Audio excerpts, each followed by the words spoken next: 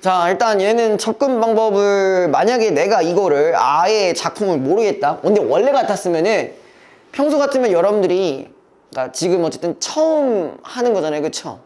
그건 아닐 수도 있어. 풀어본 걸 수도 있는데 자, 여러분들이 고3이 요 상황에서의 고3이었다면은 분명히 수특에서 봤을 거야. 수특에서 본 작품이야. 그래서 이제 그걸 기준으로 했을 때 내가 아는 작품이 있으면 시간이 완전 세이브가 되는 거고 그게 아니라면은 이제 막막할 상황인데, 그죠? 그런 상황에서 이제 어떻게 접근을 하셔야 되냐. 우리가 항상 일반적으로는 뭘 보자고 했어요? 보기를 찾아보자고 했어요. 그죠? 그럼 보기를 통해서 우리가 어느 걸 기점으로 지금 포커스를 둬야 되는지 그리고 그걸로 어떻게 해석해야 될지 그렇게 갖고 가셔야 되거든요.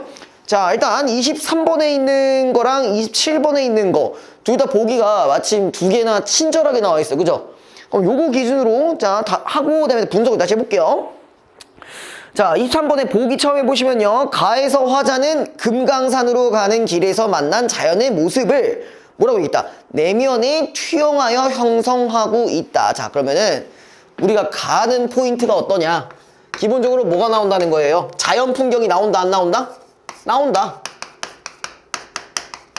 자연 풍경이 나왔고 추가적으로 뭐가 나왔다? 내면이 나왔다. 내면이 나왔다. 그럼 이건 뭐랑 연결을 가능할까? 이 성찰이라는 말이랑 연결이 가능하겠죠, 그쵸? 맞아요? 성찰이라는 부분. 자, 그 다음에 자연의 외적 모습을 바라보는데 그치지 않고 주관적 대상으로 묘사하여 자, 뭐를? 자, 이 자연 풍경 자체를 지금 어쨌든 얘를 지금 뭐라고 했어? 대상이라고 했죠? 이 대상을 어떻게 객관적으로 해석하지 않고 주관적으로 해석하기로 했다고. 그죠? 이렇게 접근 하나 갖고 그 다음에 자, 화자와 자연의 정서적 교감을 일으켰다라고 했어요. 그러면은 여기 플러스 자연과 나 간의 어떤 교감이 일어났다. 뭐 조금 더 오바를 떨자면은 물알체도 넣어볼 수 있겠죠. 굳이 한다면. 자, 그 다음에 나에서 화자는 자, 길에 대한 사람들의 생각이 자신의 관점에만 치우쳐 있어서 내면의 길을 찾지 못하고 있음을 일깨우고 있다. 여기서 포인트 하나 나왔어. 자, 나도 또 보면요. 자, 일단 여기서는 뭐가 대상이냐? 길이 대상이에요. 맞죠? 길 자체가 지금 여기에서의 어떤 대상인 건데 자, 여기서도 어떤 말이 나왔냐? 내면의 길이란 나와 있어요. 내면의 길. 오호. 그러면 우리가 가와 나는 우리가 이렇게 묶어서 뭐라고 해줄 수가 있어요? 성찰. 혹은 성찰적 태도를 생각해 볼 수 있는 그런 작품이라고 보시면 되겠네요. 그쵸? 그럼 가나는 끝났어. 가나는 끝났고. 자, 그 다음에 조금 더 자세하게 보자고요. 밖과 안을 대비하여 내적 성찰의 중요성을 이끌어내는 길의 상징적 의미를 진술함으로써 길에 대해 사람들이 깨달음을 얻어가는 과정을 보여준다. 자, 그럼 이제 이 길에 대해서 밖과 안도 있었지만 자, 요거를요 두 가지의 인식이 있었어. 첫 번째는 아까 뭐 했었냐면은 자, 일반적인 사람들의 인식. 그 다음에 화자. 이 둘 간의 인식이 어떻게 돼 있다? 대비가 됐다. 그럼 우리 앞으로 이렇게 접근하면 끝인 거야. 되니? 자, 그 다음에 27번도 잠깐 볼게요. 자, 당신에게 쓰는 편지 형식의 이수필에선 자, 다해서 갖고 가셔야 될 거. 자, 뭐라고? 수필인데 편지글 형식이래요. 편집결 형식이고 개인적 경험과 공동체적 경험으로 대비되는 두 가지 이야기. 자, 그럼 이렇게 개인의 체험을 기준으로 했을 때 개인과 공동체 이렇게 두 가지로 나누는 거죠. 여기선 정확히 뭘 기준으로 했을 때? 중략 부분을 기준으로 했을 때 이렇게 나온 거겠죠. 그쵸? 맞죠? 아마 그렇지 않니? 중략 부분 넘어가서 수선화에 대한 얘기를 하다가 중략 부분 이후에는 그 수선화에 대한 얘기를 막 슬프다는 식으로 아마 얘기를 했었던 거예요. 그쵸? 중요한 기준을 했을 때 여기서는 슬픔이 드러났고요. 그 다음에 자, 그래서 계속 얘기하면요. 수선화에서 연상된 이야기가 글쓴이에게 슬픔을 환기하는 기억이라면은 고향의 풍속 이야기는 일탈이 용인되는 유쾌한 축제로 그려진다. 그럼 공동체적인 부분에서는 유쾌함이에요. 그럼 이렇게 봤을 때 얘는 마이너스적으로 해석하고 얘는 플러스적으로 해석하면 끝나는 거네. 그치? 자, 이를 통해 독자는 슬픔과 즐거움이라는 삶의 양면성을 경험하게 된다. 요 두 개 자체가 이제 뭐다? 양면성이다. 우리가 실제로 지금은 이렇게 나누기가 어렵지만 여러분들이 이제 앞으로 이제 모의고사들을 보고 수능을 보실 때까지 그때쯤에는 이제 요게 이렇게 착착착 나오면은 1등급이 나와요. 이렇게 될 수 있다면, 이렇게 할 수 있다면. 그리고 이거는 내가 아무런 배경 지식도 없을 때 써먹을 수 있는 가장 좋은 방법. 그럼 요 구조가 그대로 맞는지만 해석을 해보자고. 저는 그걸 계속 증명을 해드릴 거야. 그렇게 돼서 증명이 되면은 앞으로 여러분들이 그렇게 해석하시면 되고요. 대신 요거에 대한 연습은 들어가야겠죠? 우리가 보기를 기준으로 일단 여러 가지를 이렇게 딱딱딱딱 나열을 해놨는데, 자, 여기서 한 번 더 가공이 들어가줘야 돼. 알겠죠? 그리고 여기 이 두 개 기준으로 했을 때, 이게 성찰이라는 말도 이렇게 공통적으로 나올 수 있을 정도의 여러분들이 실력이 되어야 돼요. 자, 그 다음에 다시 이제 본문으로 이제 넘어가보면, 자, 이제 처음에 별 금강산시라고 했으니까 얘가 지금 어딜 갔다 온 거예요? 금강산에 갔다 왔네요. 자, 금강산이 여기서 이제 뭐가 되는 거야? 자연의 대상이 되는 거죠, 맞죠? 금강산의 풍경.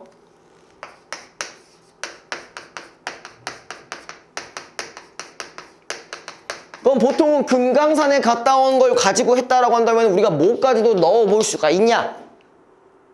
여기 봤다 저기 봤다 했으니까 당연히 공간의 이동이 드러날 수 있다는 걸 유념해 두시고 봐야 돼요. 알겠죠? 자, 여러분들이 요 포인트도 적어주신 다음에 여기도 같이 적어주셔야 돼요. 알겠죠? 네. 자, 그 다음에 본문으로 한번 가봅시다. 아득히 내 첩첩한 산길 왔더니라. 자, 일단 뭐가 들어갔어요? 영탄법 먼저 들어갔죠. 그쵸? 지금 내가 뭘 하고 있는 거야? 어떤 감탄을 하고 있거나 아니면 나에 대한 거에 뭐 어떤 이야기를 하고 있어요. 근데 내가 지금 어쨌든 첩첩한 산길이 왔는데 인기척근이고 새도 진승도 있지 않은 한낱 그 환한 골길을, 자, 환한 했으니까 요건 뭐겠어? 시적 허용으로 연결시키면 되겠죠? 그쵸? 자, 다만 아득히 나는 먼 생각에 잠기어 왔더니라. 자, 마지막 부분이 뭐야? 나는 먼 생각에 잠겼다라는 얘기는 이제 뭐랑 연결시켜 주시면 돼요? 그치. 내가 나에 대한 생각에 잠겼다고 했으니까 거기 부분에 성찰로 연결시켜 주시면 되는데, 자, 우리가 보통 성찰할 때 근처에 있는 어떤 분위기마저도 성찰을 하게끔 만드는 분위기가 조성되는 부분도 있어. 그게 이제 뭘까? 첫 번째 줄에 있어요. 인기척 끊기고 새도 짐승도 있지 않은. 그러면 그 부분 자체가 뭐야? 고요하다는 얘기잖아. 맞니? 야, 우리가 내가 나에 대해서 생각을 할 때는 보통 언제 생각을 하게 되냐? 아무도 없을 때잖아. 아무도 없을 때나 아니면 언제? 뭐 새벽이나 비가 와서 사람이 아무도 안 다닐 때나 그런 거잖아. 그러면 이제 성찰을 하기 무슨 환경? 좋은 환경쯤으로 생각해 주시면 돼요. 성찰하기에 아주 좋은 환경이다. 이게 전제되어 있으니까 내가 지금 뭐 하고 있는 거야? 먼 생각에 잠기고 있다는 부분에 연결이 되는 거겠죠. 됐니? 자, 그 다음에 넘어가시면요. 자, 백화 앙상한 사이를 바람에 백화같이 불리우며 물소리에 휜돌되어 씻기우며 나는 총총히 외로움도 잊고 왔더니라. 그래가지고 이번엔 또 마찬가지 뭐가 일어났어요? 공간의 이동이 똑같이 드러났죠. 근데 아까까지는 먼 생각에 잠기다가 이런 시냇물 소리를 통해서 그냥 자연과 내가 뭐가 되는 거야? 외로움마저 잊을 정도로 자연과 내가 동화되고 있는 모습인 거야. 그쵸? 우리 보기에도 이런 말 있었잖아. 자연에 대해서 교감한다는 부분이 있었잖아요. 그쵸? 그럼 우리가 이연 같은 경우는 단순히 이연 부분에서는 자연과의 교감하는 부분들을 연결시켜 주시면 되겠네요. 그쵸? 자, 그 다음에 세 번째 연 보시면은 살다가 오래여 삭은 장목들 휜팔 벌리고 서 있고 풍설에 깎여 날설보구리 후훌 창천에 휜구름 날리러 섰다더라. 자, 이거 오해할 수 있어. 마이너스적인 부분 아닌가 이렇게 생각할 수도 있어요. 근데 사실 그런 게 아니고 그냥 뭐야, 큰 나무들이 서 있고 그 다음에 뭐야, 풍설에 깎여 날선 봉우리들이 보였다. 그냥 뭐야, 단순히 앞에서는 큰 나무들이 보이고 저 멀리는 뭐가 있다는 거야? 봉우리들이 있다는 거야. 그럼 여기서는 뭐가 드러나? 3년에서는 뭐가 드러났어요? 자연 풍경이 드러나 있는데 자, 근경과 자, 원경에 있는 것들이 같이 들어가 있다라고 보시면 되겠네요. 그쵸? 그럼 됐네요.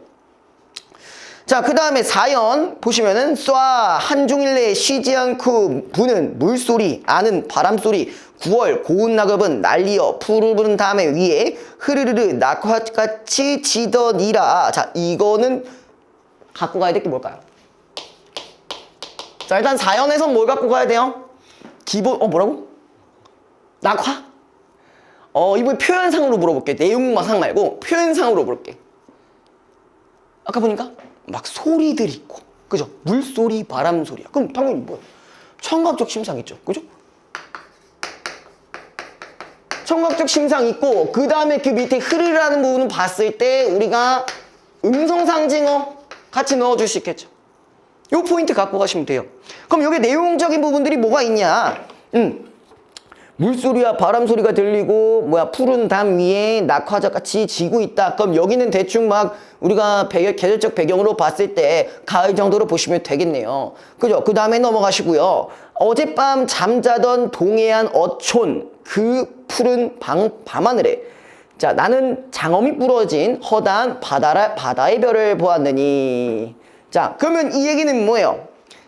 이번에 어촌 5연에서도 마찬가지 공간의 이동이 드러났죠, 그쵸? 공간의 이동이 드러났고 나는 지금 어촌이라는 그런 공간 속에서 뭘 봤다라는 거야? 바다에 별을 봤는데, 자, 마지막에 6연에서 뭐라고 하고 있냐면은요, 지금 뭐라고 돼 있냐, 거기 이제 나의 이 오늘 밤 산장에도, 자, 어촌에서 뭘로 이제 산장으로 넘어갔고 이제 바다의 별이 아니라 우러르는 나의 하늘에, 자, 바다의 별이 아니라 이번엔 나의 하늘이에요. 나의 하늘에 별들은 쓸려 다시 꽃과 같이 난만하라. 그러니까 여기에서도 뭐가 비친다는 거야? 별이 비친다는 거예요. 그러면은 자, 우리가 자연 풍경에서 뭘로 넘어온 거예요? 내면으로 넘어온 걸로 볼 수 있죠. 나의 하늘이라고 했으니까. 맞니? 내면으로 이동이 된 거야. 그럼 여기 자체가 우리가 뭐로 인식할 수 있다? 성찰로 인식할 수가 있다. 되게 간단하게 끝났어요. 우리가 요걸 기준으로 했을 때 충분히 나올 법한 이야기로 다 연결을 시켜드렸습니다. 자, 요거랑 관련된 문제가 일단 25번이네요. 일단 25번. 25번 기준으로 볼게요. 몇 번이나 하셨어요? 몇 번? 5번. 너는? 둘 다 잘했어요. 이제 문학은 좀 치네? 자신이 없다고 하지만 다 맞을 수도 있잖아, 그지? 아니야? 너 5번이라 안 했냐? 그러니까. 자, 볼게요. 가에 대한 이해로 적절하지 않은 것은 자, 1번 1년에서 아득히 왔더니라는 반복하여 첩첩한 산길과 원삼각에 잠기는 화자의 내면을 조응시키고 있다. 그치? 그죠? 근데 2번 물소리에 휜돌되어 씻기우면서 자연과의 관계에서 느끼는 화자의 정사. 자, 그렇다는 건 뭐예요? 이 연에서 우리 뭐 있었다고 했죠? 자연을 교감했다라는 거 부분이 있었으니까 충분히 연결이 가능하겠죠? 그죠? 3년에 오래오 작은 장목들과 풍설에 깎여 날선 봉우를 통해 자연에 유구하면서 풍기는 분위기를 표상하고 있다. 자, 근경과 원경을 통해서 뭐 여러 가지 이제 이야기를 했었죠. 그죠? 풍경에 대한 이야기를 했었죠. 근데 3번 3년에 흘흘흘 4연에 쏴 호르르와 같은 표현으로 이 음성상징어죠. 자, 음성상징어가 지금 뭐라고 돼 있다? 자연의 풍경을 생동감 있게 형상화하고 있다. 우리가 보통 음성상징어라고 하면 앞으로 요런 거랑도 연결을 시켜줄 수 있어요. 그쵸? 생동감과 연결시켜줄 수 있어요. 자, 근데 우리가 생동감 얘기를 했을 때 뭐까지 들어가야 돼? 하나 더 넣을 수 있어. 화류법 같은 거. 우리 이전에 했잖아. 저번 주에 했었지, 그거. 화류법 했지? 저기 그냥 여러 가지로 넣어볼 수가 있다. 그 다음에 5번. 오연의 동해안과 육연의 산장이라는 공간의 대조를 통해 장소의 이동에 따른 화자의 태도 변화. 자, 그럼 일단 어디까진 맞아요? 공간의 대조까진 맞니? 그치? 바다랑 내가 그 다음에 펜션이었나? 펜션이래. 산장이라고 했으니까 공간의 대비가 일어나는 건 맞아요. 근데 이제 화자의 태도 변화가 있는 게 아니라 오히려 화자의 태도가 여기서나 여기서나 유지가 되고 있다라는 거죠. 그래서 5번이 틀린 게 맞아요. 자, 그 다음에 나 부분 볼게요. 자, 여기는 다 정리하셨나요? 넘어가도 돼? 여기 지우고 바로 갖고 갈게요.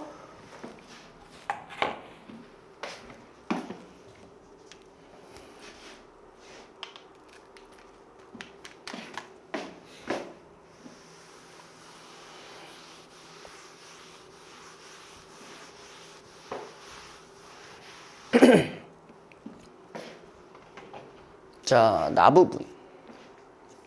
요걸 갖고 가셔야겠죠. 그죠? 그죠? 자, 사람들은 자기들이 길을 만든 줄 알지만, 사람들. 누구야? 일반적인 사람들이죠. 요 구조 바로 갖고 갈 수가 있어요. 그쵸? 자, 일단 일반적인 애들 사람들과 이제 나랑 어차피 비교를 해야 된다고 얘기를 했기 때문에 요걸 다 그대로 갖고 왔 거예요. 자, 근데 길은 순순히 사람들의 뜻을 쫓지는 않는다. 그러면 여기서부터 벌써 뭐가 들어왔어요? 인식에 대한 대비가 생겨났네요. 그쵸? 길은 그렇지 않다고 하고 있어.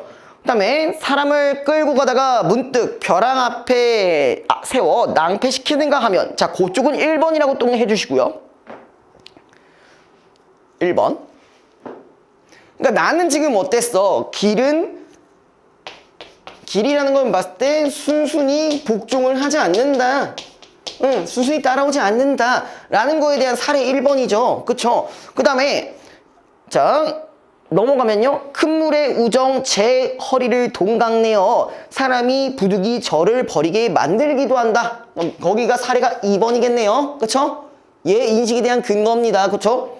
그 다음에, 거꾸로 사람들한테 사람들은 이것이 다 사람이 만든 길이 거꾸로 사람들에게 세상 사는 슬기를 가르쳐가는 거로 말한다. 자, 그럼 요 부분은 어쨌든 간에 길이 우리한테 주는 뭐 정도로 볼 수가 있어요?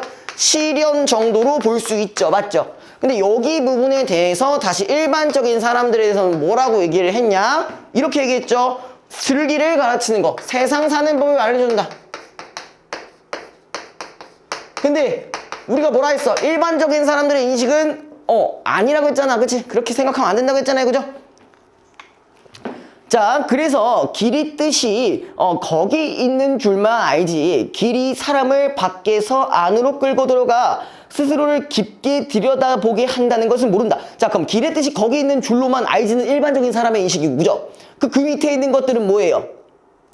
화자의 인식이죠. 화자의 인식인데 어디를 제일 중요한 포인트로 봐야 될까?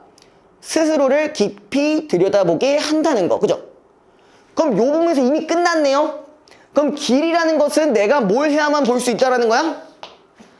내적인 어떤 성찰을 통해서 알 수가 있다라는 거죠. 이게 반드시 필요하다는 얘기죠. 그쵸? 그래서 길이 밖으로가 아니라 안으로 나 있다는 것을 아는 사람에게만 길은 고분고분해서, 그럼 여기서 아는 사람은 대체 누구냐? 뭐가 이루어진 사람이에요? 내적인 성찰이 이루어진 사람이죠. 그 다음에 꽃으로 제 몸을 순호와 향기를 더하기도 하고, 자, 고기 부분이 뭐야? 내적 성찰이 이루어진 사람들에게만 주는 어떤 길의 혜택인 거죠. 그 다음에 그늘을 드리워 사람들이 땀을 식히기도 한다. 고기가 이제 두 번째 사례겠죠. 자, 그것들을 알고 나서야, 누가? 내적인 성찰을 알고 나서야만 사람들은 비로소 자기들이 길을 만들었다고 말하지 않는다라고 되어 있어요. 그러면, 자, 우리가 길이 방금 뭐라 했었냐면은 어떤 상징적이라는 얘기를 했어요. 그 길을 상징을 했다는데, 자, 길이라는 건 그럼 뭐를 상징하는 걸까라는 걸 생각해 보자고요. 뭘까요? 일종의. 길을 상징을 했다며. 뭘로 상징을 했을까? 자, 우리가 어제도 제가 이 얘기를 했었어요. 어제가 아니라 저번 주죠. 상징이라는 거는 어쨌든 뭐라 했니 저번에? 뭐에 구체화라고 했어? 관념에 구체화라고 했잖아요. 그쵸? 관념에 구체화라고 했는데 자, 일단은 길이 구체화가 된 대상이기 때문에 이제 뭘 찾으면 돼? 관념을 찾으면 돼. 그럼 이게 뭐겠어요? 어떤 하나의 인생이라고 보시면 되겠죠? 그죠?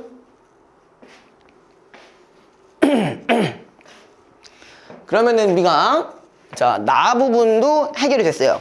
나 부분도 해결이 됐고, 자, 그 다음에 다시 넘어가서 우리가 봐야 될 부분들, 나 부분 23번이랑 26번 봐야겠네요. 23번, 26번 볼게요. 물론 여러분들이 풀 때는 좀 지금 이렇게 하는 건 아니죠. 당연히 자랑하고 있으니까 이렇게 하는 거예요. 자, 1번부터 볼게요. 23번에 1번부터 조금 3점짜리네요.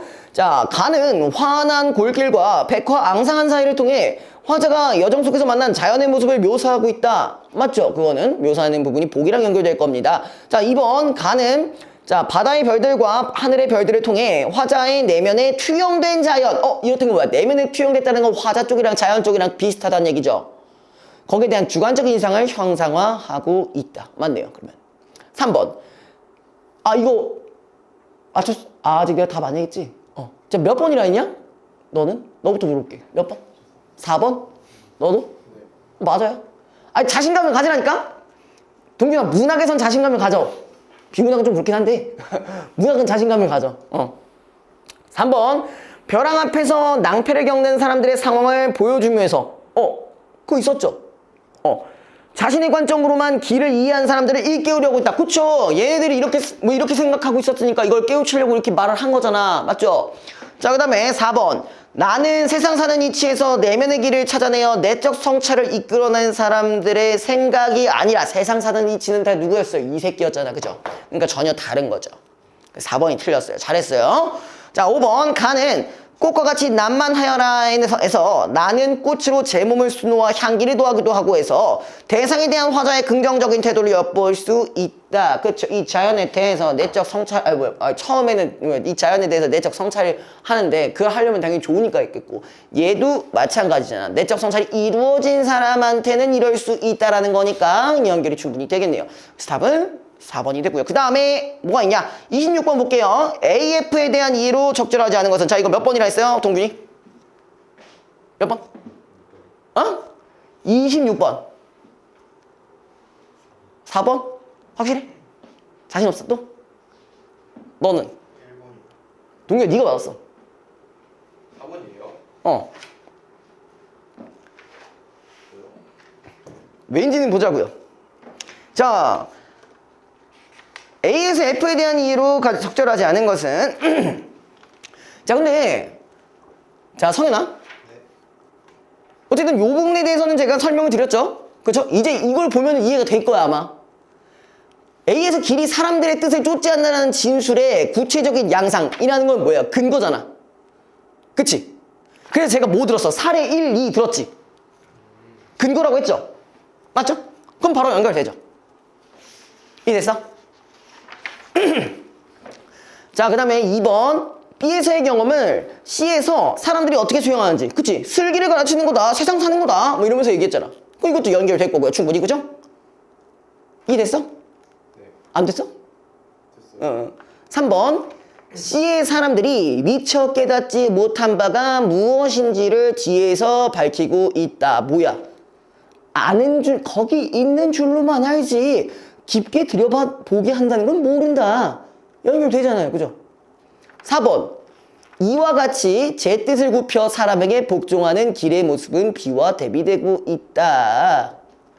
자, 이게 일단 너부터 물어볼게, 사연아. 왜 이게 맞다고 생각했어? 복종? 둘 다 그 일반적 사람들이 다 하는 거 아니야? 뭐라고? 일반적 사람한테 하는 거 같았어. 이가요? 아니지. 아는 사람에게만 길은 고분고분해서라는 부분이 있었잖아. 그럼 여기서 아는 사람은 일반적인 사람들이 아니라 내적 성찰이 이루어진 사람이라고 아까 말씀드렸죠. 그죠? 자, 동규야, 너는 왜 아니라고 했어? 아닌 것 같은 게 어딨어. 왜 느낌을 푸는 게 어딨어요. 이제 근거를 얘기해야지. 너가 잘하고 있거든요? 이제 그런 것 같아서 했다라고 말을 하기보다는 근거를 좀 더 얘기를 해주시면 좋아요. 그러면은 요걸 어떻게 근거로 얘기해 줄까? 자, 일단 어떤 말이 없었냐면은 여기서 복종이라는 말 자체가 없습니다. 복종이라는 말 자체가 없어요. 그러니까 어떤 사람에게만, 내적 성찰이 이루어진 사람에게만 고분고분하다 했지, 복종을 해서 내가 내 마음대로만, 그럼 복종이란 말은 내가 내 마음대로 할 수 있다는 거잖아요. 그쵸? 맞죠? 그럼 내가 내 마음대로 얘기했다면은 F부분 한번 보자고요. 자기들이 길을 만들었다고 말하지 않는다. 자기가 길을 만들었다고 한다면은 복종이라는 부분이랑 연결이 되겠지. 근데 그게 아니잖아요. 그쵸? 이해되니? 됐어? 자, 그래서 요 기준으로 봤을 때 복종이라는 워딩이 틀렸습니다. 자, 그 다음에 이제 5번 F에서 깨달음을 얻은 사람들의 태도는 A의 사람들의 태도에 대비되고 있다. A가 누구야? 일반적인 인식인 사람이죠. 그죠? 사람들. 자기가 길을 만들 줄 알지만 일반적인 인식. 여기서 일반적인 인식과 그 다음에 여기는 요 애들이니까. 그럼 우리가 실질적으로 진짜 분석을 할 때 요것만 딱 가져가면 되는 거잖아. 그지? 보통 이게 여러분들이 특히 문학은 그게 있다고 생각을 많이들 하세요. 감성적인, 그죠? 어떤 감각이 있다는 생각을 많이 해요. 맞나요? 네. 뭐 감각이 있다고 생각해요? 네. 뭐 감이 있는 게 아니에요. 문학도 어때? 여기서 알려주는 방향을 토대로 이렇게 갖고 가면 충분히 이것만으로도 다 풀 수가 있단 말이지. 특히 이과 형님들이 이거 존나 힘들어하잖아요. 문학 존나 힘들어하잖아. 왜 씨발 난 이해가 안 되는데? 왜 졌다고 말하지? 여긴 다 특정한 형식이 있고 특정한 내용들이 존재해요. 그리고 이건 보기로 충분히 가져갈 수 있고요. 그죠? 이렇게만 접근을 해주시면 된다. 특히 너 같은 경우는 문학이 더 힘드냐 비문학이 더 힘드냐? 실제로 틀리는 거. 문학이죠. 이렇게 갖고 가시라고. 제가 이거를 막 어떤 감성을 담아가지고 이렇게 설명하진 않았잖아. 여태까지 한 번도. 보시면 알겠지만 본인 처음 나올 때부터 저 그런 식으로 설명한 적은 없어요. 계속 증거로만 가지고 얘기를 하고 있습니다. 그렇게 가시면 돼요. 자, 그 다음에 우리 어딜 갖고 와야 되냐? 자, 마지막 거 갖고 와야겠네요. 마지막 거는 그렇게 어렵진 않아서 후다닥 하고 넘어갈게요. 자, 고요하니 즐거운 이 밤 초롱초롱 맑게 고인 생물 같은 눈으로 나는 지금 당신께서 보내주신 맑고 고운 수소가 한 폭을 들여다봅니다. 우리 아까 두 가지 있다고 했었죠? 뭐 있었어? 자, 여기 개인적인 이야기와 공동체적인 이야기가 있었어요. 그쵸? 그럼 여기는 아까 얘기했던 수선화. 그리고 여기서는 아까 축제였었어요. 자, 여기서 조금 더 쉽게 푸는 방법을 좀 알려드릴게요. 자, 거기 지금 작자가 누구야? 백석 아저씨야. 백석 아저씨 하면은 또 나타나올 수 있는 그런 특징적인 부분들이 있었죠. 제일 많이 나오는 게 뭐였어? 고향에 대한 그리움, 그 다음에 타향살에 대한 외로움, 그 다음에 뭘 회복하길 바래? 민족성에 대한 회복을 하기 바란단 말이야. 그쵸? 그러니까 민족이라는 것 자체가 어쨌든 뭐야? 우리 좀 크게 따지면은 민족인 공동체라고 볼 수 있는 거잖아. 그쵸? 근데 이 공동체에 대한 축제라고 한다면은 어디에서의 축제? 고향에서의 어떤 축제인 거겠죠? 그걸 지금 회상하면서 얘기하는 거겠죠? 그죠? 이러면은 조금 더 접근하기가 좀 더 편하다. 내가 백석에 대한 세계관을 어느 정도 인지를 하고 있다라고 하면은 얘는 이렇게 이제 연결시키면 되겠네. 어쨌든 간에 다 얘는 뭐 하고 있어? 회상하고 있잖아. 옛날 수선화에 대한 이야기. 그 다음에 이거는 뭐라고 볼 수 있어? 고향에 대한 뭐 그리움, 거기에 대한 얘기도 볼 수 있는 거잖아. 그거에 대해서 옛날 얘기를 하는 거니까. 그쵸? 그럼 어떻게 보면은 개인적인 슬픔들은 만약에 조금 더 오바를 싼다 치면은 어떻게 할 수 있어? 일제강점기 당시에 수탈당한 우리 민족으로도 또 연결시킬 수도 있죠. 근데 우리가 문제를 푸는 상황에서는 굳이 그렇게까지 해석할 필요는 없고, 보기에 주어졌을 때 그렇게 하는 게 맞겠죠. 보기에는 어쨌든 그런 관점은 나타나지 않았으니까 그렇게까지 더 깊게 생각하실 필요는 없어요. 그냥 요것만 갖고 가시면 돼. 그럼 요거 기준으로만 딱 갈게요.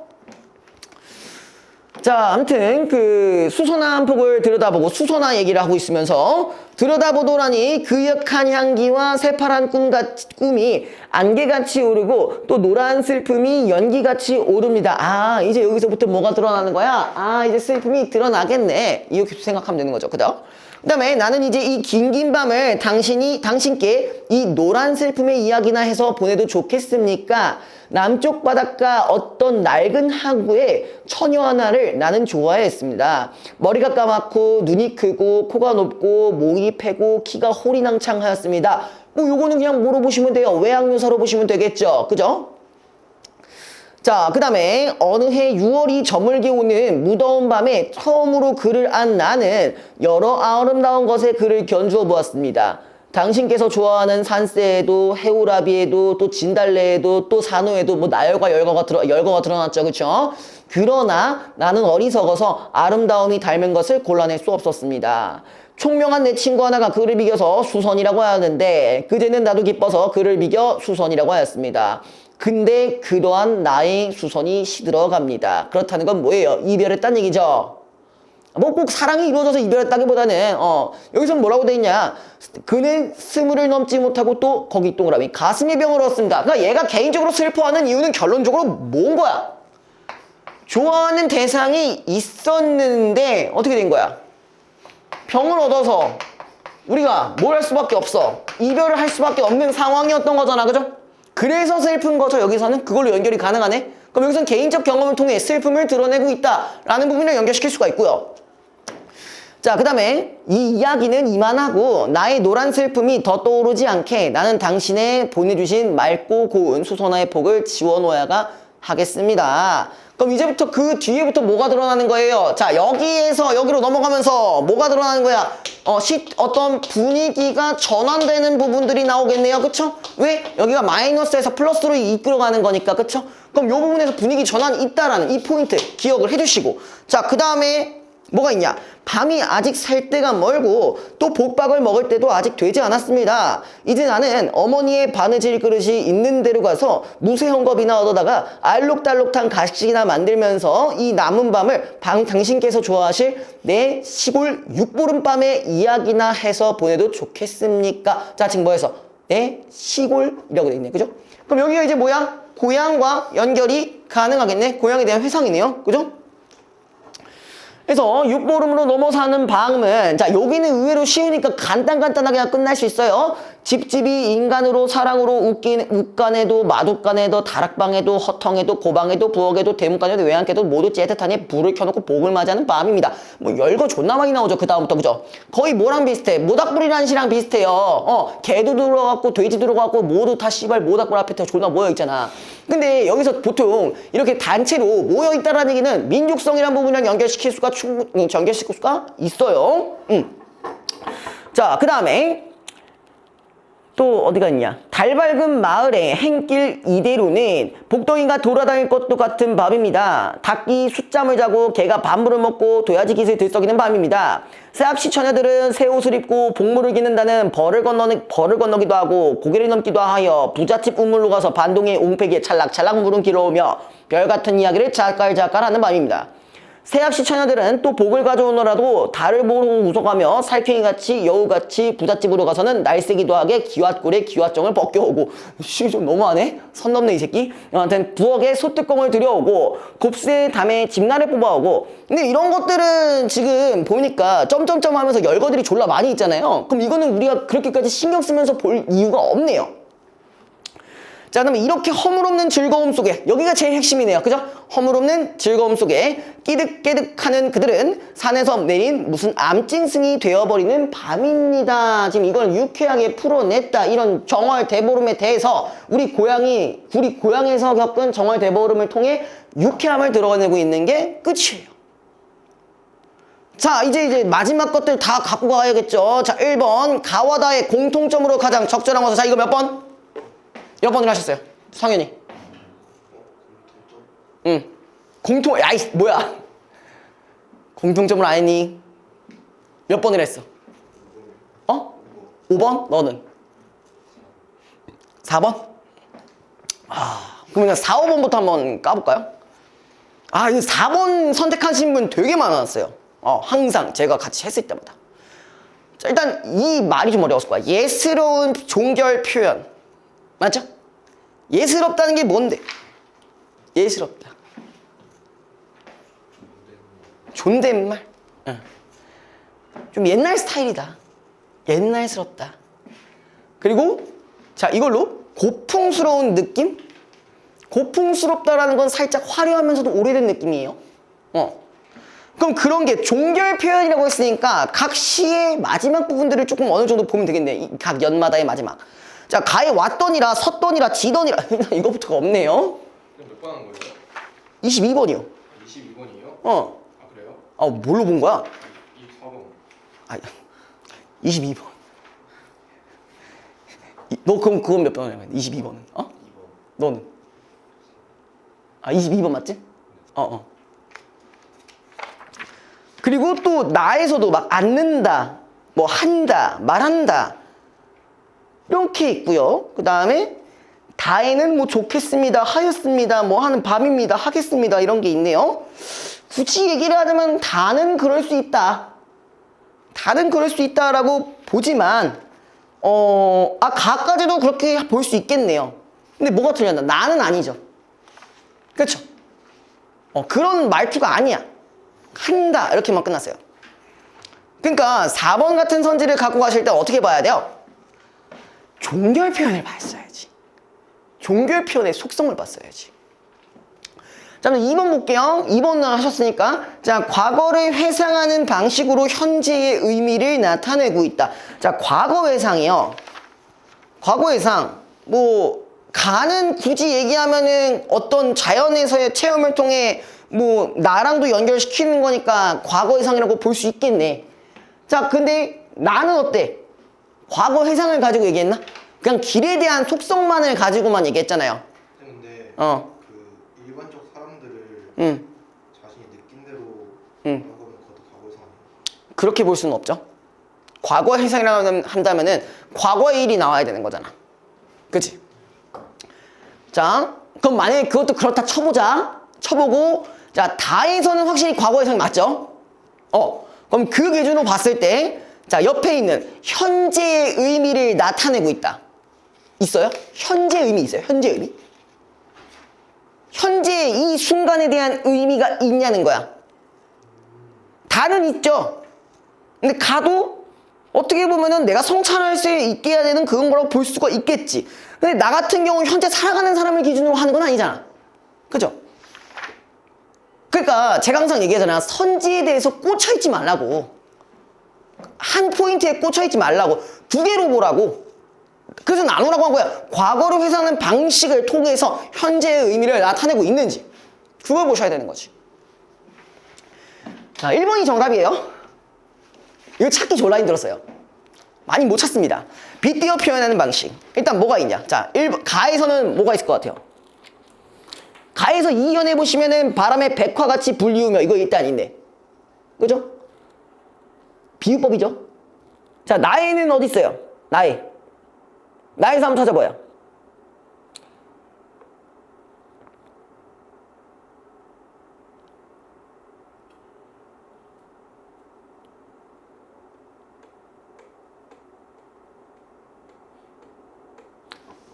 이거 못 찾겠지? 고분고분? 뭐 틀렸다고는 할 수는 있는데 할 수는 없는데 참고로요, 우리가 상징은 비유입니다. 그쵸? 비유법 중에 상징이 있었잖아. 상징은 비유예요. 비유는 빗대 표현하는 거예요. 자, 우리 길 뭐였어? 인생이었잖아. 그럼 길 자체가 빗대어 표현한 거네요. 뭐에? 인생에. 그렇죠?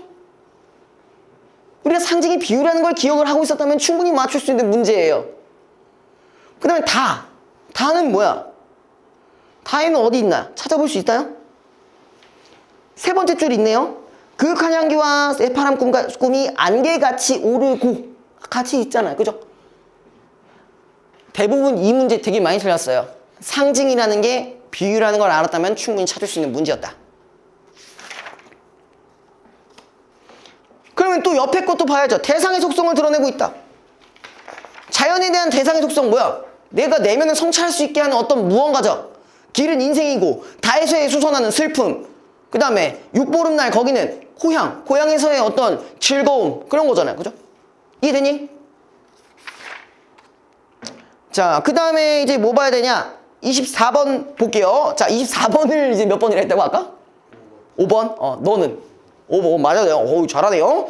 자, 가와다에 대한 이해로 가장 적절한 것은, 자, 5번만 일단 볼게요. 가의 인기척 끊긴 한 낫은 화자가 생각에 잠길 만한, 그 뭐였어? 우리 아까 자아성찰할 만한 어떤 환경적인 부분이라고 얘기했죠. 그쵸?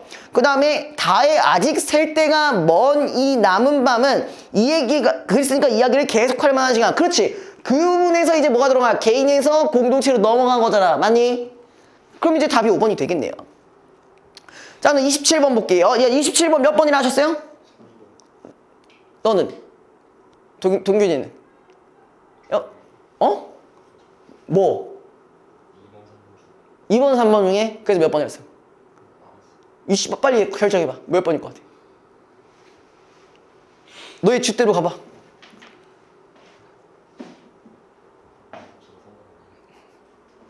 이러면 안 되지. 신념이 있어야지. 그죠? 자기만의 딱 신념. 남이 했다고 그렇게 하면 안 되지. 2번 선택할 수 있잖아. 그죠? 자, 2번부터 2번, 3번이 헷갈렸다고요? 너는 몇 번 헷갈렸어? 안 헷갈렸는데. 안 헷갈렸어? 바로 쌉 가는? 2번 일단 하고 3번 넘어갈게요. 자, 2번. 자, 노란 슬픔의 이야기는 가슴의 병을 얻은 여인과 관련된 개인적... 야, 이 씨발 맞잖아.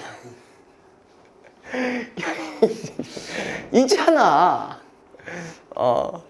자, 3번. 육보름에 대한 당신과 글쓴이의 경험을 대비한 것은 삶의 양면성이라는 건요. 어디서 적용이 돼야 되는 거야? 봐봐. 양면성은 어디다 적용돼야 되는 거야? 이거랑 이거 간의 양면성으로 봐야 돼. 맞죠? 마이너스 플러스 양면성 여기 설명 드렸죠, 이제? 그럼 여기서 됐죠? 근데 여기서 글쓴이의 경험을 대비했는지도 몰라. 글쓴이는 그럼 뭐 족같이 살았냐, 거기서? 그럼 모르잖아. 좋은 거, 어떻게 보면은 글쓴이에게 나의 그 좋은 추억을 연결시켜주고 싶은 거잖아. 알게 하고 싶은 거잖아요. 그럼 이걸 대비라고 보기에는 더더욱 어렵죠. 이해됐나요? 그리고 양면성은 이 둘 간에서의 양면성 속성이에요. 그리고 거기에 대한 증거가 27번 보기에 뭐라고 나와 있어? 맨 밑에 중에 뭐라고 나와 있어요? 슬픔과 즐거움이라는 삶의 양면성을 경험하게 된다. 제가 여기서 한번 정리 갔죠. 이해되셨어? 이런 식으로 접근을 하시라는 거예요.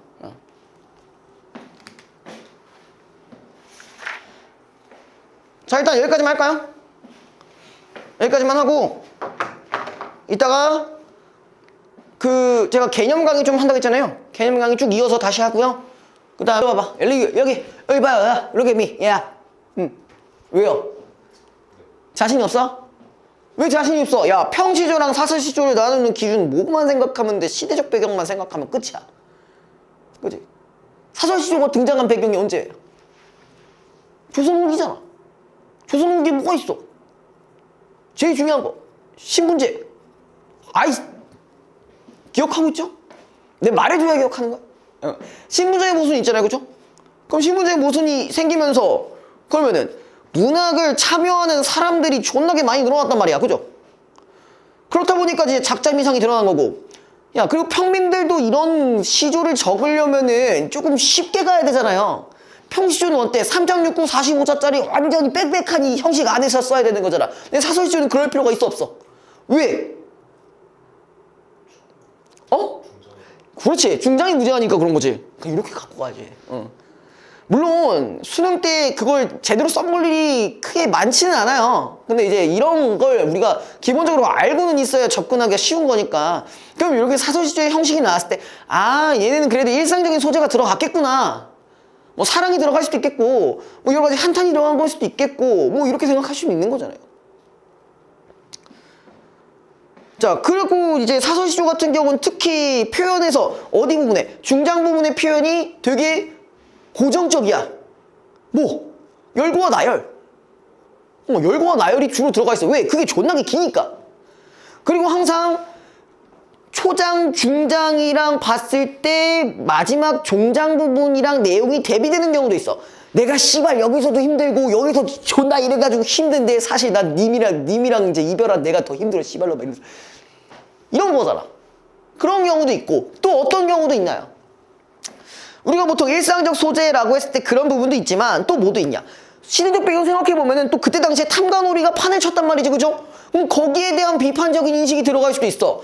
꼭 사설시조라고 해서 평민들만 짓는 건 아니야. 누가 지을 수도 있어. 양반이 지을 수도 있어. 왜? 익명성이 보장됐으니까. 야, 이름 걸고 씨발 평시조에다가 에이 저 탐관오리 병신 새끼들 이러면 돼? 그 다음날 뭐가 와? 한약이 들어와요. 또 한약 들어가서 그 원샷 드링킹에 이런다니까? 그러니까 익명성을 보장하기 위해서 어떤 조선시대 당시에 어떤 비판적인 인식을 가지고 있었을 때는 그렇게 사설시조로 이제 연결시켜주기도 한다. 그걸 기억하셨으면은 이거 차이점이 별거 얘기할 게 없어. 여기도 똑같잖아. 작자층 왜 이래? 형식 완전 달라. 내용 내가 얘기했던 그대로 나왔죠. 서민 등의 일상과의 삶에 의한 그냥 일상적 소재 그렇게 얘기하면 되는 거잖아요. 지배계층에 대한 비판 그거는 이제 양반들이 비판적인 인식으로 쓰는 경우도 있다고 했잖아. 물론 평민들이 하는 경우도 있지만.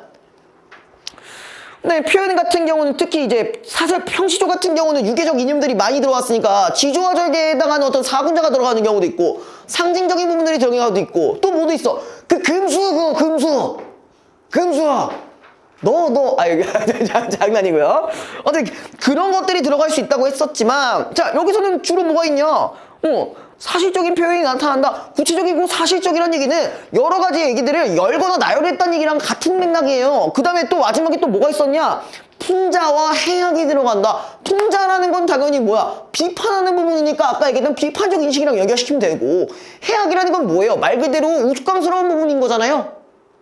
맞죠? 대표적인 해악이 뭐야? 그거 개를 11문이나 기르되 이거 개같이 얄미우라. 그 개새끼가 그 미인님만 오면은 막 와가지고 막 씨발 쩔레쩔레 꼬리 존나 흔들고 고운님 오면 어때? 캉캉 지져버린대. 이거 자체가 존나 해악 아니야? 존나 개 웃긴 상황이야. 물론 안 웃길 수도 있어. 나도 내 입장에서 노잼이긴 해. 하도 너무 많이 봐가지고. 그렇긴 한데 어쨌든 그 기준으로 봤을 때 해악적인 표현 많이 드러나잖아요. 또 뭔지 알아요? 또 뭐가 있냐? 이런 시조도 있어요. 그 어떤 장사꾼이 그 뭐라고 해야 돼? 게장 같은 거를 게장 뭔지 알죠? 간장게장 고추장으로 만든 양념게장 이런 거 있잖아. 이걸 뭐라고 하게 되면 굳이 동란지 사시오 이런 식으로 해. 그러면서 이제 뭐라고 설명을 하냐면은 막 그 눈은 위에 달려있고 그러니까 양목 상천이요 말면서 이제 눈은 위에 달려있고 집게발이 하나씩 크무리한 거 막 있고 막 이러면서 아니 그 당연히 개가 있는 그거를 존나 쓰잘데기 없게 설명을 하고 있는 거야 그 장사꾼이. 그래서 지나가는 사람이 뭐라고 하는 줄 알아요? 동란지라고 하지 말고 그냥 개젖이라고 해. 이래요. 그게 자체가 해악 아니야? 그런 표현들이 많이 나온다는 얘기예요. 자 그리고 이제 어쨌든 요 얘기 간단하게 했으니까 다시 이제 현대시로 넘어가 봅시다. 우리 어쨌든 현대시라고 했을 때 좀 볼만한 부분들만 좀 볼게요. 자 이행기 문학 요거요 이제 현대소설에서도 그러니까 고전소설과 현대소설에서 나올 부분이랑도 연결이 가능한 부분이거든요. 이행기 문학 우리가 보통 고전소설 혹은 현대소설 아니면 고전시가 현대시를 나누는 시대적 배경이 여러분이 알고는 뭘로 알고 있어요?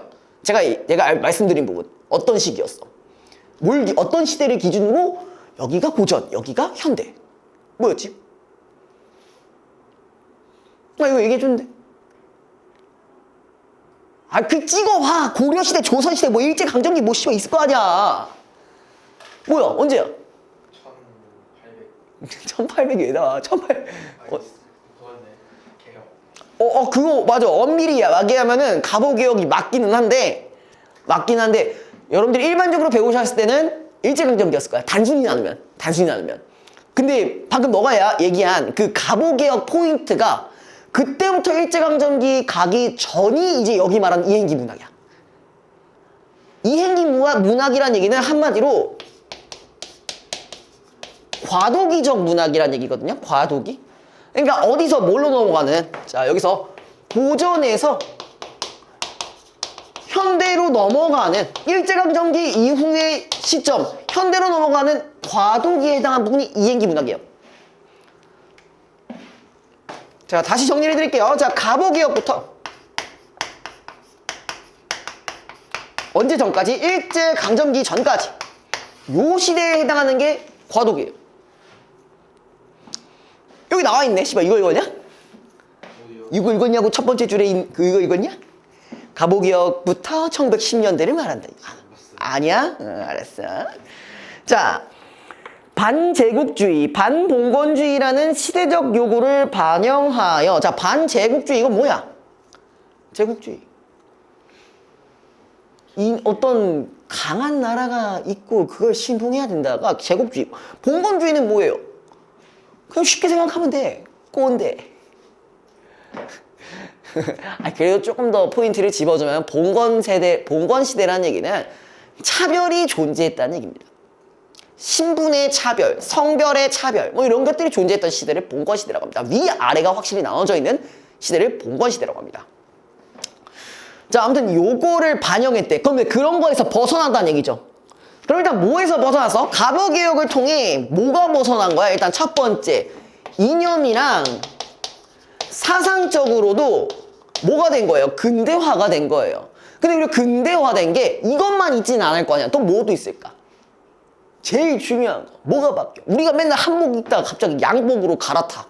머리 안 자르고 있다가 갑자기 머리 투블럭하고 잡아져 있어. 왜? 문물도 바꾸는 거잖아. 그쵸? 이념과 사상은 물론이고 문물 쪽에서도 마찬가지 근대화가 이루어지고 있어요. 근데 요거는요 모두 똑같냐? 아까 고전소설과 현대소설의 그 경계층에 있는 신소설도 비슷한 구성이에요. 자, 아무튼 거기서 개화의지, 그 우리가 개화기라고도 하죠.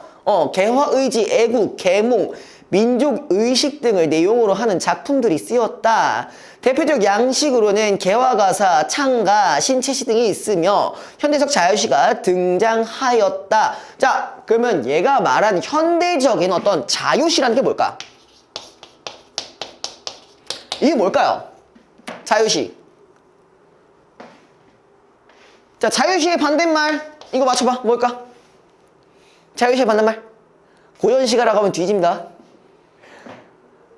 말 그대로 뭐예요? 형식이 자유로운 시예요. 그럼 그거랑 반대로 정해진 형식이 있는 시면 뭐가 되는 거야? 그 말을 줄여보면 청형시.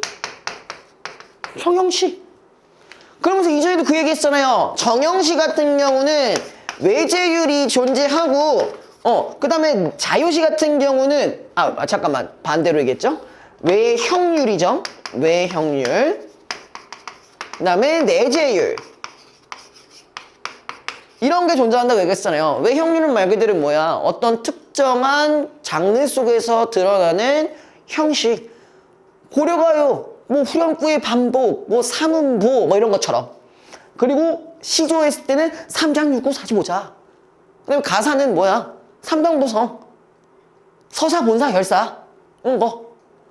향가는 뭐야? 삼병보성 있고 그다음에 낙구의 첫머리가 감탄사 뭐 이런 게 있잖아. 이런 갈래별로 나눌 수 있는 특징들. 그게 외형률이라고 저번 주에 말씀드렸어요. 맞아요? 기억이 안 나요? 왜 씨발 기억이 안 나요?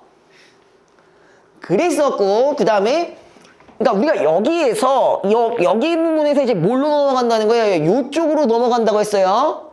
자, 근데 그럼 내재율에는 어떤 형식적인 특성이 그럼 아예 없다는 얘기인가? 둘 다 뭐에 해당하는 건지 아세요? 자, 내재율은 뭐에 가깝냐? 운율에 가깝다고 했어요. 운율은 뭐라고 했죠? 되게 쉽게 얘기했는데 뭐라고 했어? 또 아직도 리듬이라고 대답하실 건 아니죠? 띠발놈들아. 반복이라고 얘기했잖아. 아이씨 뭐 들은 거야? 야이씨 들은 거 맞아요? 나 반복이라고 했어. 네, 반복되는 게 운율이라고 했단 말이야. 그죠? 그럼 반복된다고 했어요. 뭐 시어의 반복, 뭐 동사구조의 반복, 뭐 아니면 뭐 여러 가지 뭐 행위 반복, 연애 반복 뭐 이런 것들은 내재율인 거고 얘는 갈래적 특성으로만 알 수 있는 그런 형식적 특징은 외형율이라고 말씀드렸어요. 그죠? 어쨌든 여기서 이제 여기로 넘어가는 이 행위가 요 과도기란 얘기입니다. 자, 아무튼 그래서 참고로 한국 현대문학의 시작 시기는 근대를 언제로 볼 것인가에 따라 여러 가지 주장이 있는데 즉 가보개혁이 일어난 1984년서 1984요? 야 이거 그거 아니야? 1884년이겠지 그죠? 3.1운동설, 18세기설 등이 있는데 우리가 여러분들이 고등과정에서 배우는 건 보통 일제강점기 그리고 지금 우리가 조금 더 심화시킨다고 한다면은 가보개혁 이후 이렇게 보시는 게 가장 좋습니다. 자, 그 다음에 여기 그냥 내용만 볼게요. 이런 게 많이 나오지는 않아. 거기 창가 보시면요. 뭐 있어요? 문명 개화를 예찬한다. 그러니까 뭐야? 새로운 문명에 대해서 예찬한다는 얘기잖아. 그죠? 신채시. 외형률을 벗어나 근대적인 자유시에 근접한 시 형식. 최난선이라는 사람이 이런 걸 되게 많이 지었어요. 경부철도 노래는 말 그대로 철도에 대한 뭐 차량이 있겠죠? 해에서 소년에게 같은 경우는 얘가 뭐 그거 같이도 이제 어떤 고전 시가에서의 어떤 정형적인 부분에서 벗어난 시라고 보시면 됩니다. 뭐 이런 게 있다. 그 다음에 1920년대 이때부터가 일제강점기가 졸라 세게 올 때죠. 그렇죠? 자, 서구에 여러 문예 사조가 도입되어 다양한 작품들이 창작되었고 동인지의 출간으로 문단이 형성되었다. 동인지라는 게 뭐냐면 일종의 이런 거야. 주간지, 뭐 잡지, 뭐 이런 거거든요. 근데 여기에 여러 사람들의 문학 작품들이 이렇게 엮어서 나오는 경우도 있어요. 그렇게 보시면 돼요. 그러니까 비슷한 사람들끼리 모여서 우리는 이러한 성질의 문학을 뭐 만들고 있다. 이렇게 보시면 되고요. 1920년대 중반부터는 사회주의 사상이 지식인들 사이에서 유행하면서 카프 문학이 창작 등을 이런 게 있다고만 알고 계시고요. 이에 대한 민족주의 시가 대두된 한편, 자, 거기 밑줄 쳐보자. 민족주의 시. 민족주의 시라는 건 뭐겠어요? 민족을 위한 거야. 그치? 그럼 당연히 얘의 목적이 뭘까? 민족성 회복, 그죠? 민족성 회복이겠죠? 자, 그 다음에 이병기, 뭐, 최남선 이런 게 있다. 그냥 이렇게 보시면 되는데, 자, 밑에, 김소월 같은 워낙에 유명하죠? 그죠? 현대적 정조를 전통시의 율격을 빌어 표현한다. 아, 이거 전통시의 율격 어디서 많이 들어보지 않았어? 전통적 율격이라고 했잖아. 그죠? 뭐 있었어? 삼응보, 칠오조, 삼사조. 그 얘기 존나 많이 했어요. 그게 김소월 때. 그 다음에 한용운 같은 경우는 삶에 대한 성찰, 사랑을 역설적으로 표현한다고 했었는데 우리 이거 항상 연결되는 거 뭐였어요? 님에 대해서 세 가지로 해석된다고 막 그런 얘기 했었잖아. 그죠? 이때가 1920년대예요. 그 다음에 이상화. 역사적 현실을 낭만적 정조로 표현한다. 자, 빼앗긴 들에도 봄은 오는가. 그게 제목 자체가 어때? 좀 약간 절망적이죠? 그래서 처음에는 그래서 첫 부분과 중간 부분에서는 그 진짜 봄이 왔을 때의 우리가 이상적인 공간인 어떤 땅에 거기에 대한 얘기를 한단 말이야. 근데 마지막에는 결국 이게 현실은 그렇지 않다라는 뭐 그런 내용이 나와요. 어쨌든 일제강점기에 있는 부분이랑 연결되는 부분이 충분히 있을 수 있겠죠. 자, 그 다음에 1930년대. 자, 1930년대는 식민지 자본주의가 확립되면서 도시 문명이 발달하였는데, 여기서 갖고 갈 포인트 뭘까? 도시 문명이죠. 도시 문명. 자, 도시 문명이라는 얘기는 그럼 결국 뭐야? 이렇게 연결되겠죠. 현대 문명이에요. 우리가 보통 현대 문명이라고 한다면은 뭐가 들어갈 수 있어요? 그거 말고. 그 얘기 말고. 그건 1970년대, 80년대고. 이때 당시 현대 문명. 우리가 전통적인 부분에서 살다가 현대 문명으로 넘어왔어. 그렇다는 얘기는 여기서 이제 보통 뭐가 들어가냐? 고독감, 뭐 위화감, 뭐 이런 것들이 있습니다. 네, 이런 것들이 있어요. 자, 이러한 변화는 문학에도 큰 영향을 미치게 되었는데 초기에는 거기 밑에 순수성과 예술성이 강조되었으며 서구엔 주지주의나 모더니즘이 도입되었고 후기에는 생명파의 활동이 나타났다. 그래서 여기서 말하는 것들은 생명파랑 순수성 요거 것들은 다 뭐냐? 일제강점기 시대적 배경이랑 그닥 상관이 없는 내용들이 많아요. 특히 자 순수시에 보면 거기 김영랑이라는 사람이 있는데 김영랑 같은 경우는 우리가 요런 작품이 있습니다. 아마 들어봤을 거예요.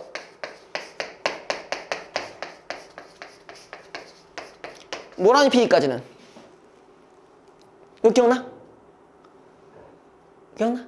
모란이 피기까지는 나는 아직도 뭐 봄을 기다리고 있어요. 뭐 그 다음에 모란이 막 시발 다 떨어질 때 존나 울고 365일 처음이다 이러면서 막 하잖아. 거의 뭐 일제강점기에 관한 어떤 비판적인 인식이 들어간 거냐고.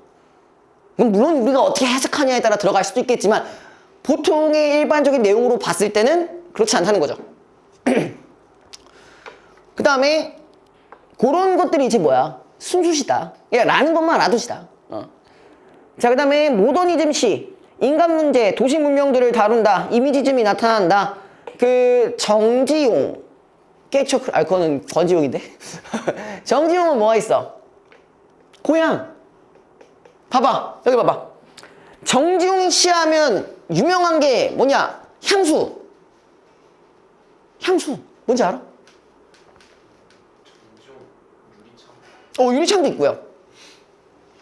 향수라는 게 뭐야? 고향을 그리워하는 마음들이 있다면 약간 고향을 되게 좋은 곳으로 표현을 해요. 그 알컵이 뭐냐? 그 얼룩배기 황소가 실겨찬을 회돌아 나가는 곳. 그곳을 차마 꿈에서 잊을란가? 그 있잖아. 이발로마! 일하는 데면서 이거 일하는 때. 되게 당연히 알고 있어야 되는 거야. 자, 그 다음에 또 어떤 작품이 있냐면은 정지용의 고향이라는 작품이 있어요. 고향은 내가 어쨌든 향수에서 되게 고향을 되게 그리워했는데 근데 내가 다시 어쨌든 딴 데 있다가 고향으로 돌아왔는데 옛날에 그 고향이 아니야. 왜 그런 거야? 옛날에 그 고향이라고 한다면 뭐야? 당연히 뭐 자연적인 부분들이 있겠지만 갑자기 지금 뭐가 됐어? 시대가 변하면서 현대문명으로 바뀌었잖아. 그러니까 옛날에 그 고향이 아니라는 거야. 그러니까 내가 막 그것 때문에 방황하고 뭐 현타 오고 뭐 그런 내용들이 있습니다. 자, 그 다음에 이제 이상. 이상은 여러분들 잘 아시잖아. 날개. 그지? 그 날개에 뭐 있어? 그 막 시발 막 경성역 스벅 갔다가 내가 지갑 꺼내는데 잠깐만 나 이거 지갑 마누라한테 줬지? 막 이러고 이제 한 번 있었고 그 다음에 또 어디 그 미스코시 옥상 가가지고 막 금붕어 보았다가 막 저기 뭐 회탁의 거리를 봤더니 사람들 존나 바삐 움직이네? 나는 저기까지 말아야겠다 뭐 이런 거였죠. 도시적인 어떤 부분들이 있다라는 거죠. 그죠? 그 다음에 김기림. 이거 존나 유명한 거 있어. 바다와 나비. 그 저번주에도 얘기했었어요, 잠깐. 그 나비가 바다를 청루마친가에서 갔더니 그 바다의 날개가 절어서 왔잖아. 그런 것들. 그런 게 이제 거기 모더니즘 시라는 거고. 자, 그럼 넘겨주시고요. 1940년대 문학. 자, 일제강점기 말 극심해진 일제 탄압 속에서 제가 이거 얘기 되게 많이 해줬어요. 자, 우리 이거 뭐랑 연결시킬 수 있을까? 뭐랑 연결시킬 수 있을까? 일제강점기 당시에 일제가 뭐 했어? 민족 말살 정책 하면서 민족성을 없애는 상황이라고 말씀드렸죠. 그러니까 거기 옆에 적어서 민족성을 이제 없애는 상황, 민족성 마이너스 이렇게 해주시면 되죠. 그럼 당연히 뭐야? 이 속에서 민족의 향토적 세계를 그린 시나 저항적 면모를 지닌 시들이 많이 쓰였다. 근데 옆에 뭐라고 나있냐면은 해방 직후에는 광복의 기쁨을 노래한 시. 요건 좀 이따 말씀드릴게요. 자, 그 향토적 시면 뭐라고 했어? 향토적 시. 제가 이전부터 이걸 한번 말씀드렸어요. 향토성. 제가 향토성이라는 얘기를 했을 때 이게 뭐가 떠올라야 향토성과 연결이 된다고 했었죠? 아니지. 고향이라기보다는 물론 고향이 틀린 말은 아니지만 어떠한 특정한 지역이 생각나야 된다고 했죠? 그죠? 그럼 특정한 지역이 생각나려면은 뭐 당연히 어떤 뭐 풍경 혹은 전경일 수도 있겠지만 어떤 게 언급되어도 특정 지역을 연결시킬 수 있다고 했죠? 사투리, 그죠? 뭐 북한말 뭐 이런 거 그런 것들이 들어가도 특정 지역을 연상할 수 있다는 거라고 얘기했었어요. 그래가지고 지금 뭐야 대표 작품 뭐라고 나와 있어요? 남신이주 유동 박시봉방. 이거 많이 들어봤잖아. 그죠? 남신이주에 있는 그 박시봉 내방에서 막 편지 쓰고 그거잖아. 맞죠?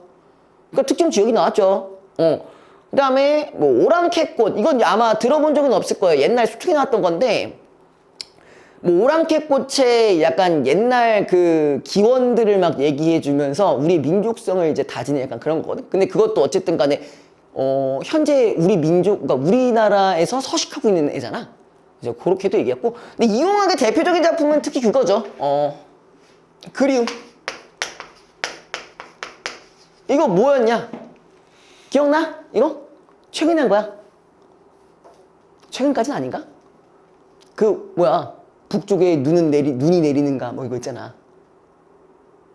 어쩌자고 잠에서 이 새벽에 잠을 깨서 그 북한을 생각하나? 아니, 북한 북쪽에 있는 집을 생각하나? 그거 있잖아. 기억이 안 나요. 아 무슨 철도 지나가는 거 보면서 아 거기 그 복된 눈 내리는가 그거 있잖아. 22년도 수능이 나온 거예요. 철도니까 기억나는 것 같아요. 22년 수능이 나온 거예요. 거기도 마찬가지 뭐예요? 북쪽을 생각하는 걸 거야. 거기 특정 지역이 생각나는 거죠. 그죠? 그게 향토성이라는 얘기예요. 요런 작품도 있었다. 참고로 백성과 이용학의 공통점이 있습니다. 둘 다 월북 작가예요. 북한과 관련된 작가예요. 그래서 최근까지는 2년에 한 번씩 그 월북 작가의 작품이 나왔거든요. 그래서 원래는 지금 그러니까 이번 연도 수능, 아니 작년 수능 했을 때 원래 그 패턴을 생각해 봤을 때 아 지금 백석 씨가 나올 때 됐다 이랬는데 안 나왔어요. 뭐 정권이 바뀌어서 뭐 안 나온 걸 수도 있겠죠. 그러하다는 거, 그렇다. 자, 그다음에 저항시는 워낙에 유명한 거 두 친구가 있네요. 윤동주와 이육사가 있는데 윤동주 같은 경우는 무슨 저항? 소고적 저항, 그죠? 이육사 같은 경우는 적극적 저항, 그죠? 뭐 이건 더 얘기할 거 없고. 자, 그 다음에 청록파 같은 경우는 뭐 크게 뭐 보실 거는 없어요. 그냥 말 그대로 그 일제강점기에 대한 저항적인 내용보다는 그건 다른 내용들, 그냥 일반적인 내용들, 뭐 이런 것들이 있습니다. 자, 그래. 제가 아까 요것도 언급을 했었는데, 광복의 기쁨을 노래한 시라고 했을 때 여러분들이 접했던 작품이 하나가 있습니다. 뭐였냐면요. 이걸 기억하실지 모르겠어요. 조지훈 시인의 산상의 노래라는 작품이 있습니다. 요게 22년도, 그러니까 22년도에 나온 6월 모의고사에 나온 거예요. 네. 그러니까 한마디로 23 6월 모의고사. 23 6월 모의고사. 요게 구성이 세 가지로 나눠지거든요. 그래서 첫 번째 같은 경우는 일제강점기에 대해서 슬퍼하고 있는 그런 내용이 있고, 그 다음에 두 번째 같은 경우는 광복에 대한 이제 기쁜 부분들이 있고요. 근데 여러분들이 제일 헷갈리는 것 중에 하나가 뭐였냐면 마지막 세 번째예요. 근데 여기서도 뭐가 나와? 갑자기 또 내가 어디에 기대어 그러니까 여기서 막 나무에 기대어 막 울고 있지 않느냐 막 이런 내용이 나오는데, 여기 같은 경우는 뭐가 나오면 또 나무에 기대며 이제 뭐 바람을 바람을 맞으면서 뭐 기다리지 않느냐 이런 말이 나와요. 그러니까 여기에서 더 넘어가서 뭔가 어떤 사건이 있었다는 거예요. 뭐냐면은 우리가 광복했을 때 어떻게 돼요? 통치를 하게 되잖아, 두 나라에서. 맞죠? 그러다 보니까 우리 민족들끼리 뭐가 또 생길 수 있어? 분열이 생겨요. 그렇죠? 그렇지 않고 민족의 통합을 하기 위한 어떤 기대감이 들어가요. 근데 대부분의 사람들이 요 부분에 대한 캐치를 못 해가지고 6모 때 존나 많이 틀렸어요. 너도 틀렸을 거야 아마. 이거 했을 때, 클리닉 했을 때. 내 기억이 있어. 이 데이터베이스 아직도 있다? 아직도 있어요. 네, 요런 내용들이 없어가지고 많이 힘들었을 거예요. 요거 아예 모르는 부분이니까. 보통 요거 잘 안 다루거든요. 그래서 이제 요거에 대한 얘기 한 번 정도는 해주는 게 좋을 것 같아서 말씀을 드렸어요. 자, 그 다음에 1950년대라고 한다면은 6.25 전쟁의 참상을 고발하고 인간의 실존적 문제에 대한 우리 뭐만 보면 돼. 6.25 전쟁이요. 50년대 6.25 전쟁 나왔죠. 그죠? 또한 현실에 참혹하면서 서정성으로 복귀하고자 한 순수시가 창작되었으며 모더니즘 경영의 시도 쓰였다. 자, 이거 우리가 했던 작품이 하나 있어요. 전후문학, 전쟁 이후의 문학이에요. 초토의 시. 초토의 시가 뭐냐? 뭘 것 같아, 대충? 전쟁이 일어난 직후 피난민들이 살고 있는 그런 마을들을 보면서 지은 시. 되게 제목만 보면 절망적일 것 같이 보이긴 하는데 사실 그런 건 아니고 거기서 희망을 찾았다는 얘기입니다. 그런 내용은 있다. 자, 그 다음에 넘어가시면은 1960년대에서 80년대. 아, 이건 존나 쉽죠. 이거는 제가 존나 많이 얘기했어, 진짜. 그치? 개 많이 얘기했어. 우리 갖고 갈 수 있는 포인트 존나 많아. 뭐가 있어? 자, 첫 번째. 1960에서 80년대면 자, 일단 첫 번째 뭐 갖고 갈 거 있어? 독재정권. 그죠? 독재정권이니까 당연히 자유에 대한 뭐가 있어? 억압이 있어요. 여기에 대한 뭐가 나올 수 있다? 저항적인 내용의 시가 생길 수 있다. 그죠? 맞죠? 그 다음에 뭐 두 번째 같은 경우는 뭐야? 아까 얘기했던 2000년대 이촌 향도 현상. 조금 더 엄밀히만 하면 산업화랑 관련되어 있는 거겠죠? 그쵸? 그럼 여기에 부분에서는 당연히 뭐가 나와요? 그러면은 서민들의 뭐 애환, 그 다음에 농촌 생활에서 뭐 어쩐 힘든 것들, 여러분들이 일반적으로 알고 있는 그런 시들, 현대 시들은 대부분 여기에 많이 나와 있어요. 제가 진짜 많이 다뤄드렸어요. 그죠?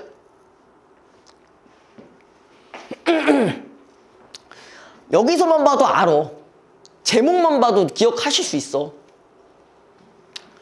자, 1960년대 어느 날 고궁을 나오면서 어휴, 난 들어줘서 다행이네요. 이거 들어본 적 있어요? 어느 날 고궁을 나오면서? 참고로 동균이 시험범이었습니다. 니 시험범이었다고. 이게 뭐냐면요, 자, 어떤 내용이냐면은 내가 왜 갈비탕 사장님한테는 50원짜리 갖고 존나 지랄지랄 하면서 왜 정부의 정책에 대해서는 내가 왜 비판하지 못하는가?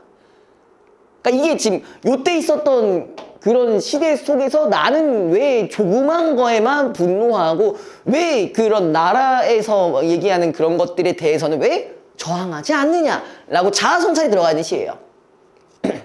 충분히 연결 가능하죠. 그 다음에 껍데기는 가라. 이것도 많이 들어봤을 거야. 껍데기는 가라. 뭐야? 뭘 저항해? 여러 가지 내용, 그런 부분도 있긴 하죠. 그죠?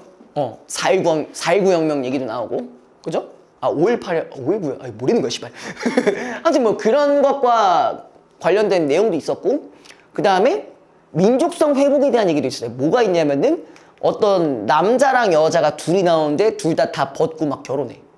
벗은 상태로 결혼해.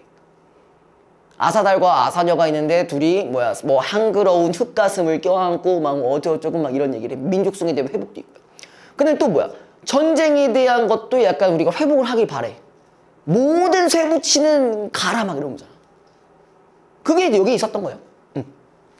그럼 충분히 이 시대 때 연결시킬 수 있는 부분이랑 연결시키는 부분이겠죠? 그 다음에 70년대, 이거 많이 나오잖아. 우리 많이 배웠잖아. 농무. 비료값도 안 나오는 농사 따위. 뭐야, 여편네에게 맡겨버리고, 우리 씨발 신이 나서 춤을 춘다 말하면서, 뭐야, 신이 나? 씨발? 안 나지? 반어접편이죠. 그거 있었어. 그죠? 그 다음에 또 나오는 게 뭐가 있어? 여기선 안 나와 있는데, 대표적인 게 또 뭐 있어? 정강의 삽을 씻고. 정강의 삽을 씻고. 우리가 뭐야? 일 끝나고 강에다가 삽에 있는 삽을 씻으면서 슬픔도 같이 퍼다 버린다. 그러면서 뭐해? 해봐야 뭐 썩은 색강 바닥처럼 나도 담배나 피우고 간다. 그거 있잖아. 먹을 것 없는 사람들의 마을로 돌아가야 된다. 일용직 노동자니까 내일도 또 이 짓을 반복해야 돼. 그렇다고 이거를 포기할 수도 없는 상황. 그러니까 체념적 태도가 들어가 있는 도시에서의 일용직 노동자들의 애환이죠. 아까 농무가 농촌상에서 약간 농촌상에서 뭔가 제대로 일을 할 수 없는 상황이라면은 방금 같은 경우는 내가 도시로 이동했음에도 불구하고 서민으로 살아야 되는 어떤 애환이 들어가 있는 거야. 이해됐죠? 그 다음에 또 뭐가 있었냐? 그 고재종의 세한도도 있었어. 세한도. 이렇게 말하면 모른다? 근데 말해주면 알아. 한때는 앰프 방송으로 막 씨발 다른 새끼들 다 깨우고 막 그랬는데 생쥐마저도 다 깨우고 그랬는데 지금 우리 이장님은 뭐 하고 있냐? 그걸 그냥 박달재 그 소리를 박달재 그 트로트 이런 거 이제 키면서 타령 이런 거 키면서 그냥 씨발 소주나 처마시고 있다 막 이러고 있어. 기억나 대충? 그게 이제 세안도. 그때가 다 요때 나왔던 작품들이에요. 그다음에 1980년대 새들도 세상을 뜨는구나. 요 작품은 뭔지 아세요? 이게 뭐야? 영화가 시작될 때 우리 씨발 우리 요즘에 영화관에서 뭐해? 광고 나오잖아. 옛날에 뭐가 나왔냐? 애국가가 나왔어. 그래가지고 다 같이 일어나가지고 이걸 이제 막 애국가 같이 봐야 돼. 그럼 이거 자체가 뭐야? 통제된 사회죠. 자유를 억압하고 있는 사회죠. 아직까지 요때까지만 해도 이 독재가 여전히 남아있었잖아. 그쵸? 근데 이거랑 애국가 영상에 나와 있는 뭐랑 비교가 돼? 새들이 날아가는 거랑 대비가 된단 말이야. 그죠? 그러면서 얘네들은 졸라게 자유로운데 우리는 뭐야? 뭔가 나는 계속 저항하고 싶은 마음이 있기는 있지만 그 노래가 끝나는 순간 우리도 뭐라고 돼 있냐? 주저앉아야 된다. 라는 말이 나와요. 그럼 결론적으로 암울한 현실을 얘기하는 부분이랑 연결 가능한 거죠? 그죠? 새들한테 감정이입하는 거 있어요? 감정이입이라고 할 거면은 나랑 새가 같이 있어야 돼. 같은 감정이어야 되는데. 새들은 자유로운데. 객관적 상관물 아니야? 뭐 내가 자유로우고 싶다라는 기준으로 간다면 그렇게 볼 수도 있겠네요. 일단 그거는 맞아. 수능형 선지로는 어떻게 나올 거냐면은 뭐 화자의 정서를 정서를 자연물에 투영하여 이런 말이 나오면 또 연결될 수 있겠죠. 자, 그 다음에 소설의 흐름은 조금 더 나중에 하고요. 다음 주에 또 하고요. 근데 내가 설명했는데 소설 안 했나? 신소설은 안 했나 그냥? 소설 설명 안 했어 정말? 고전소설과 현대소설의 차이점? 평면성, 평면적인 인물, 뭐 개성적인, 입시적인 인물 그거 안 했어? 아 진짜 안 했어?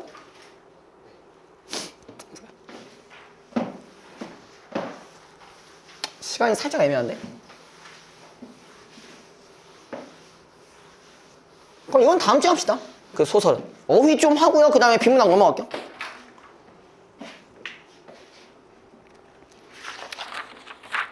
자, 26페이지. 여러분들이 특히 아직까지는 어휘에 대한 뭔가 제대로 해본 적이 없을 거예요. 그쵸? 하지만 어쨌든 여러분들이 3학년이 올라가기 때문에 최소한의 뭘 알아야 된다. 고전 어휘들은 알고 계셔야 한다. 그거 모르고 접근하면 당연히 고전 시가에서 항상 매번 어려움을 겪잖아. 그쵸? 누구라고 할 순 없지만. 아니, 너 고전 시가 어려워하잖아. 근데 해석만 되면 존나 쉽지. 그죠? 그런 거예요. 자, 그래서 대표적인 것만 몇 개 조금 언급을 하고 제가 넘어가도록 할 건데, 자, 26페이지 처음에 본받음의 자연이라고 해서 그럼 자연에 대한 어떤 속성에 대해서 내가 본받고 싶다는 거잖아. 그럼 보통 좋은 가치겠죠. 그쵸? 자, 거기에 나와 있는 아치고절, 오상고절, 세안고절 다 묶어주시고요. 지금 각각 뭐가 나왔냐? 매화, 그 다음에 난초, 대나무 이렇게 나와 있는 거 맞나요? 난초였나? 국화였나? 아 죄송합니다. 난초가 아니라 국화였네요. 자, 요거 기준으로 보면 얘네들은 우리가 뭐라고 하냐? 혹시 알아요? 하나 더 적어줘. 아까 얘기했던 난초. 이 네 개를 뭐라고 하죠? 사군자 라고 해서 방금 성현이가 얘기했던 이런 속성이 있는 대상인 거예요. 그러니까 한마디로 요런 대상들한테 어떤 태도를 보이면 된다? 예찬적 태도를 보인다. 예찬적 태도를 보인다면 당연히 얘네를 본받겠다는 얘기니까 요 부분이랑 연결이 가능한 거죠. 자, 거기 한번 볼게요. 자, 아마도 아치고절은 너뿐인가 하노라 라고 나와 있어요. 이 아치고절은 뭐랑 연결되는 거야? 매화랑 연결이 되는데, 자, 매화가 왜 디조화절개에 당하는지 아세요? 자, 디조절개는 언제 나와요? 고난과 어떤 시련들을 뭐 할 때? 인내할 때. 인내하고 자기 뜻을 꿋꿋이 지키는 경우에 생기는 거야. 매화도 마찬가지. 매화가 언제 피냐? 늦겨울에 핍니다. 그러니까 눈을 다 맞고 다녀요. 근데 그걸 맞았는데도 불구하고 꽃이 피니까 거기에 대해서 사람들이 좋게 평가를 하는 거야. 여기서도 그렇죠. 눈을 이겨내는 매화를 통해 절개를 드러낸다. 연결되죠. 그 다음에 밑에 오상고절이란 말이 있는데, 자, 이것도 마찬가지 뭐예요? 국화에 대한 속성이에요. 국화는 언제 피냐면 가을에 펴요. 국화 알죠? 국화 가을에 펴요. 근데 가을에 어떤 고난과 시련이 있을까? 그래도 아침엔 좀 쌀쌀해. 새벽엔 쌀쌀해. 서리가 있죠. 그 서리를 이겨낸다 라고 해서 국화도 마찬가지 지조와 절개랑 연결시켜주고요.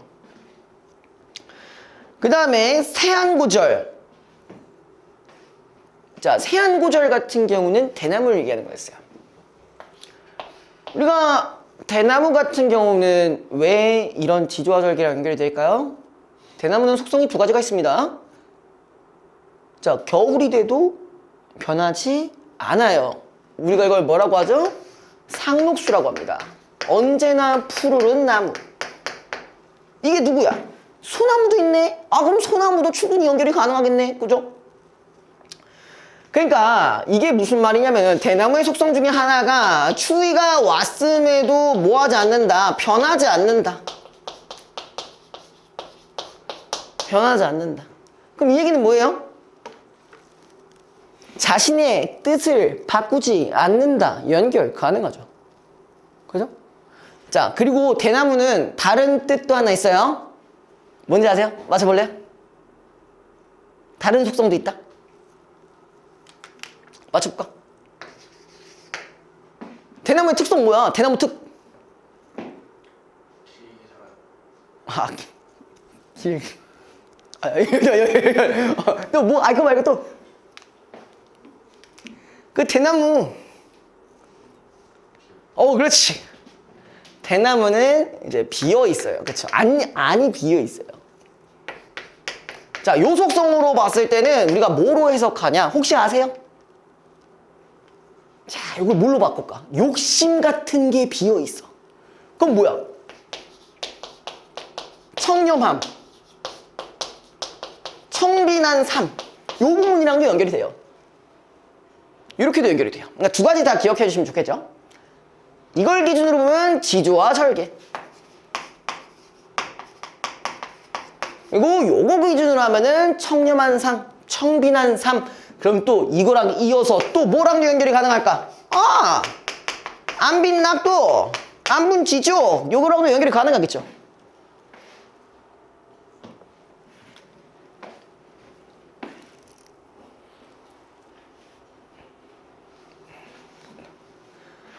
여러분들이 어휘를 은근히 아는 것 같으면서도 모르는 부분들이 많은 것 같아서 이렇게 한번 짚어드리는 시간이 좀 필요할 것 같더라고요. 좀 도움이 되세요? 응. 아리까리한 느낌이 더 많잖아, 약간. 그죠? 그냥 이런 감으로 풀었다는 느낌 이겨냈었잖아요. 그죠? 자, 그 다음에 밑에 솔. 솔은 뭐 요것도 쉽죠? 마찬가지 요거 생각하면 돼. 상록수가 뭐라고? 색이 안 변하는 나무잖아. 그죠? 얘도 마찬가지로 지조와 절개랑 연결이 가능하죠. 근데 우리가 뭘 기준으로 봐야 돼요? 옆에 있는 맥락을 기준으로 봐야 돼. 자, 소라 하면서 뭐라니? 너는 어찌 눈서리를 모르냐? 어? 눈서리 뭐야? 실용과 고난이잖아. 그치? 그러면 요것도 지조와 절개랑 충분히 연결시킬 수 있다. 맥락을 통해 알 수가 있다는 얘기예요. 자, 그 다음에 이제 만고상청 요거 많이 나왔는데 이거 어디서 했냐면요. 우리가 이전에 같이 했는지 모르겠는데 도산시비곡이라는 작품에 나온 구절입니다. 근데 만고상청 자체는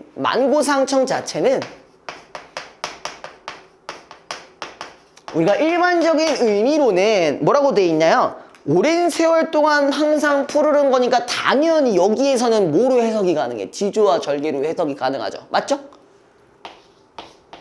자, 근데 제가 얘기하고 싶은 거는 두 번째 뜻이에요. 자, 요 멘트 자체가 어디에 나온 거냐면은 도산시비곡이라는 작품에 나와 있어요. 그래서 도산시비곡이라는 작품이 보통 두 가지 갈래로 나눠지거든요. 그러니까 도산 12국이니까 총 몇 개겠어? 12개잖아. 그치? 1수부터 6수까지, 7수부터 12수까지 두 가지로 나눠진단 말이에요.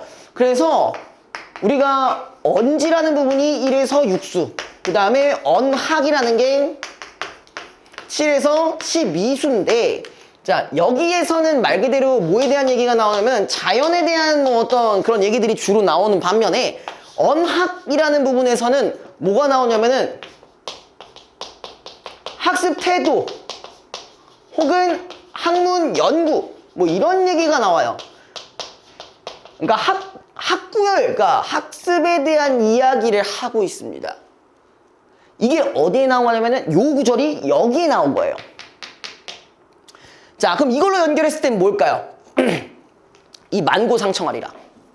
그러니까 우리도 자, 시냇물도 뭐 푸르게 계속 지속이 되고 뭐 어디도 계속 그렇게 지속이 되는데 우리도 그치지 말고 뭐 하자. 뭐 하는 걸까?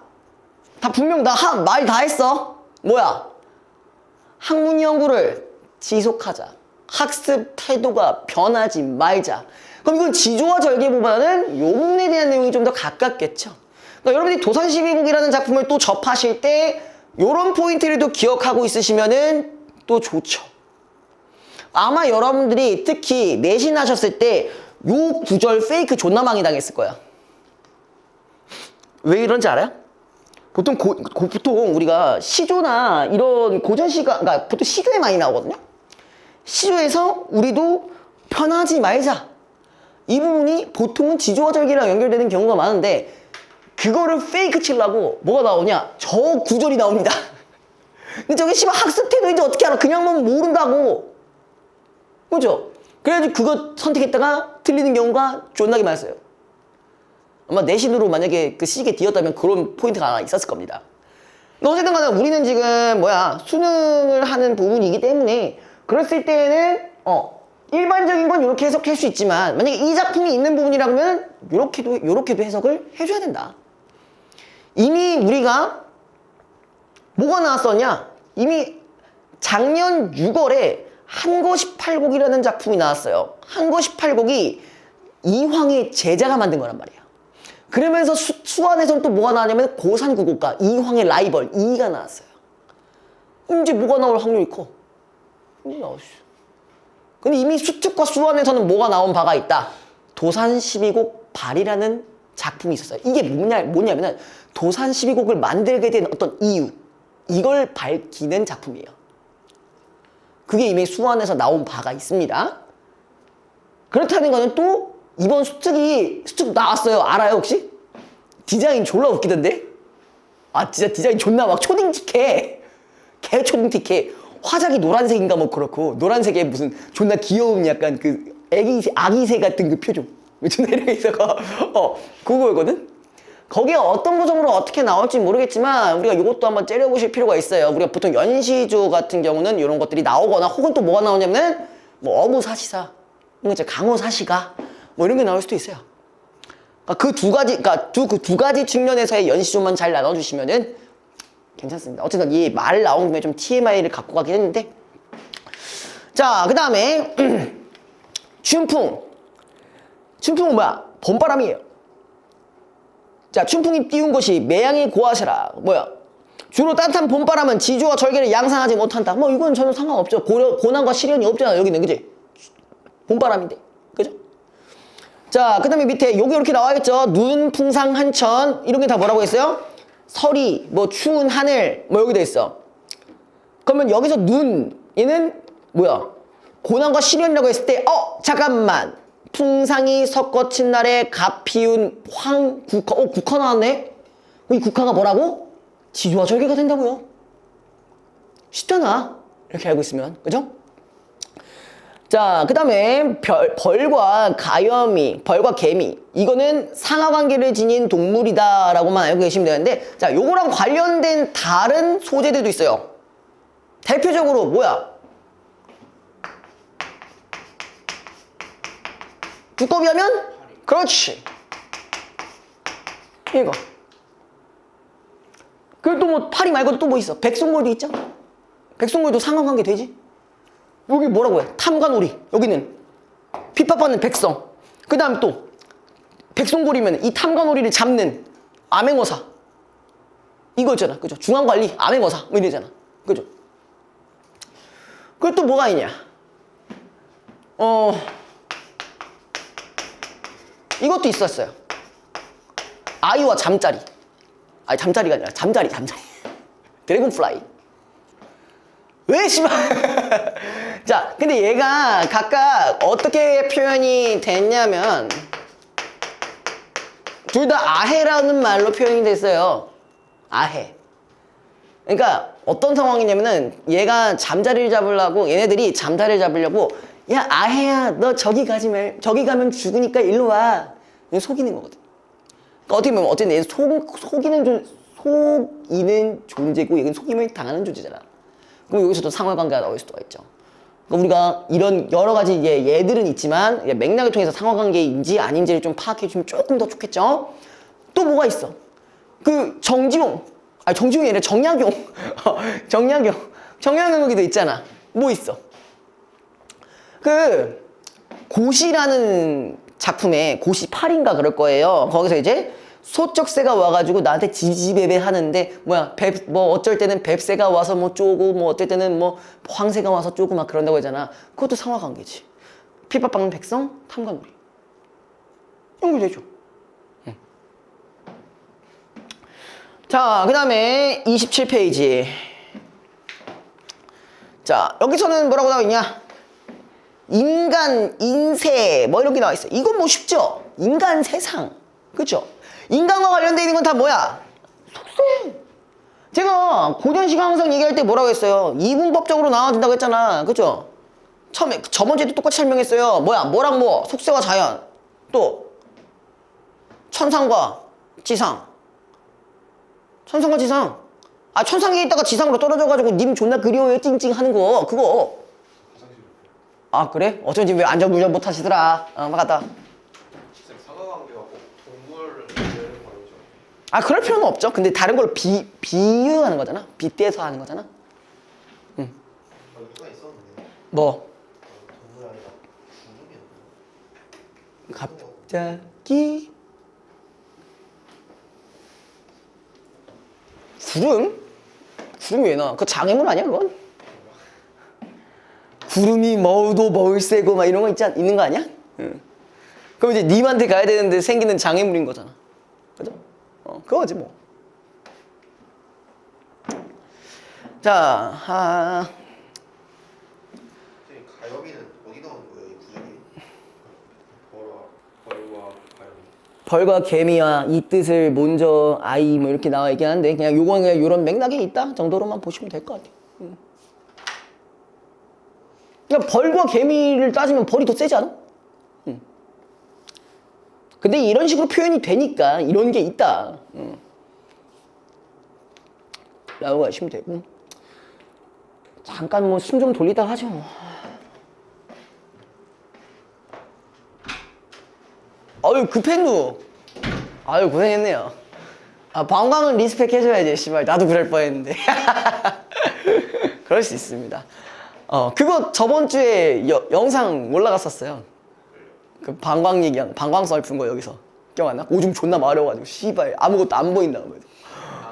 그거 올라갔는데 조회수 달달하게 나왔어요. 그래도 한 800회 나왔습니다 이제.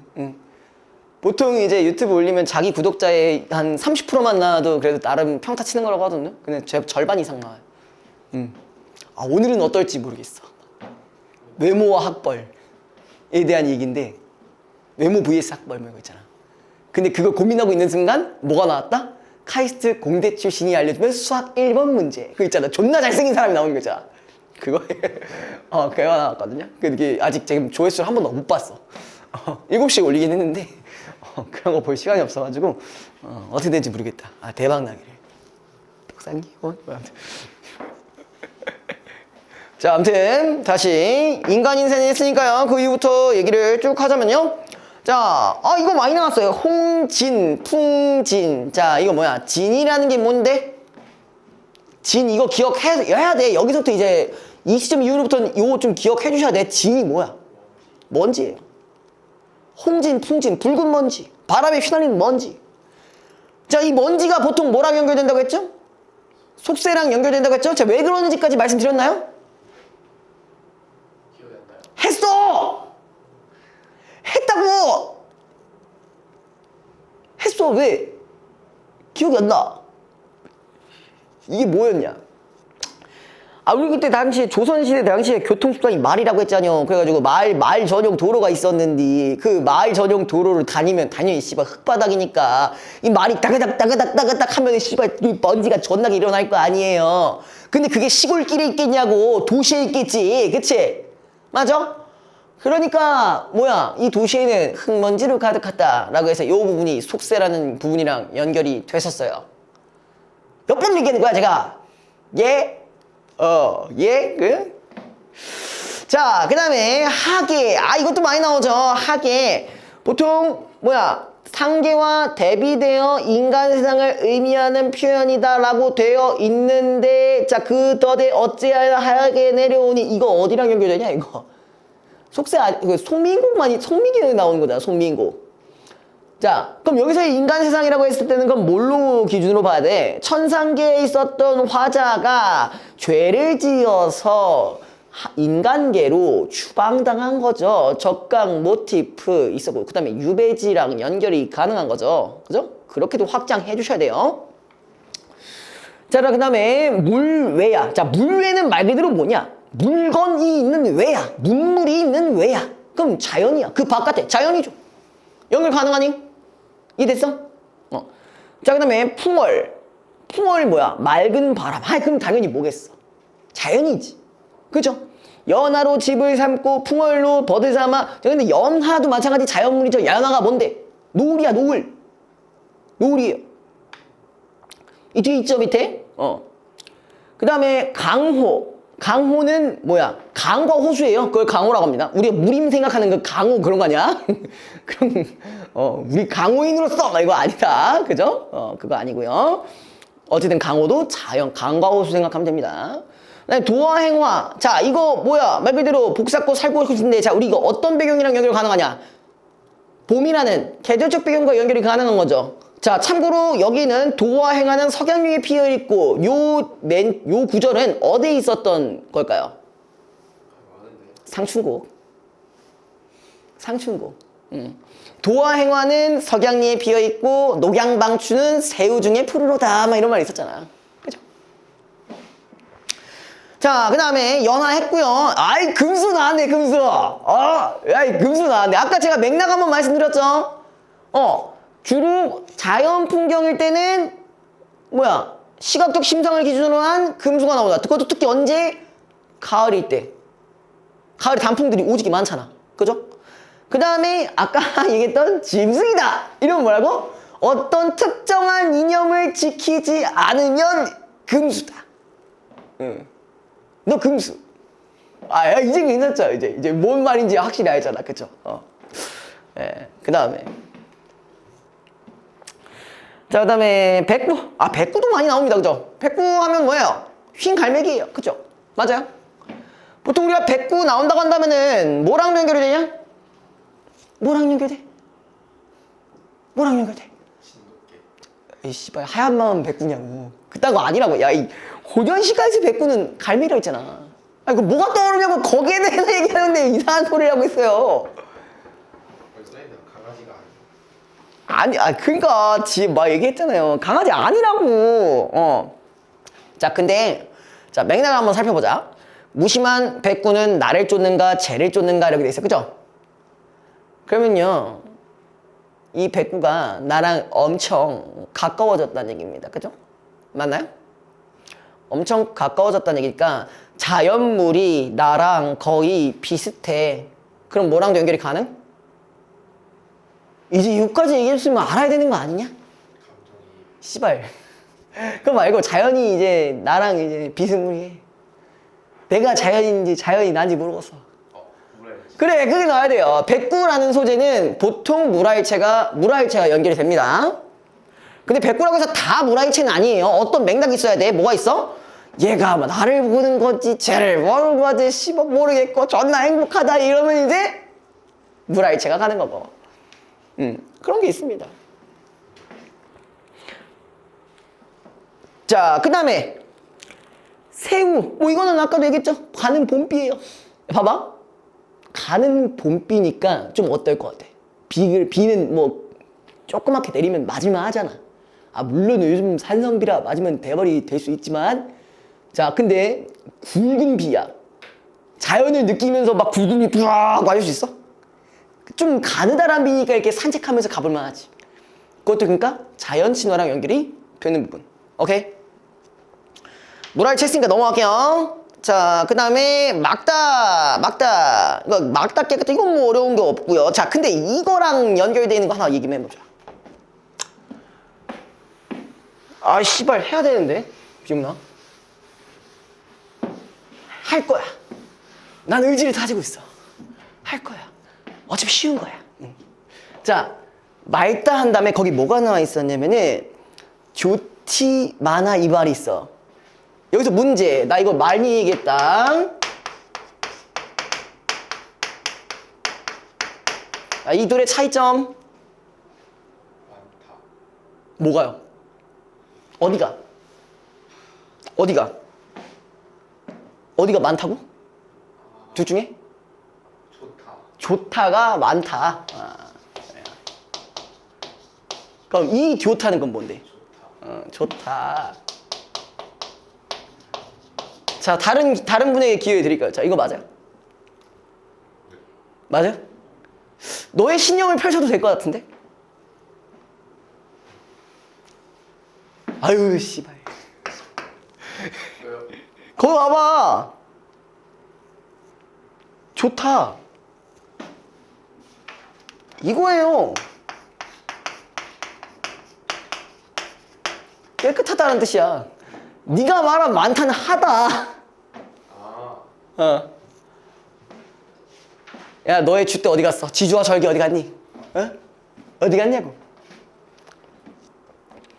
아, 빡치네. 좋다가 많다라니. 자, 그 다음에 밑에 헌사하다. 헌사하다는 뭐라고 돼 있냐? 야단스럽다라고 나와 있어요. 그냥 야단스럽다. 헌사토 헌사하이샤. 이건 뭐라고?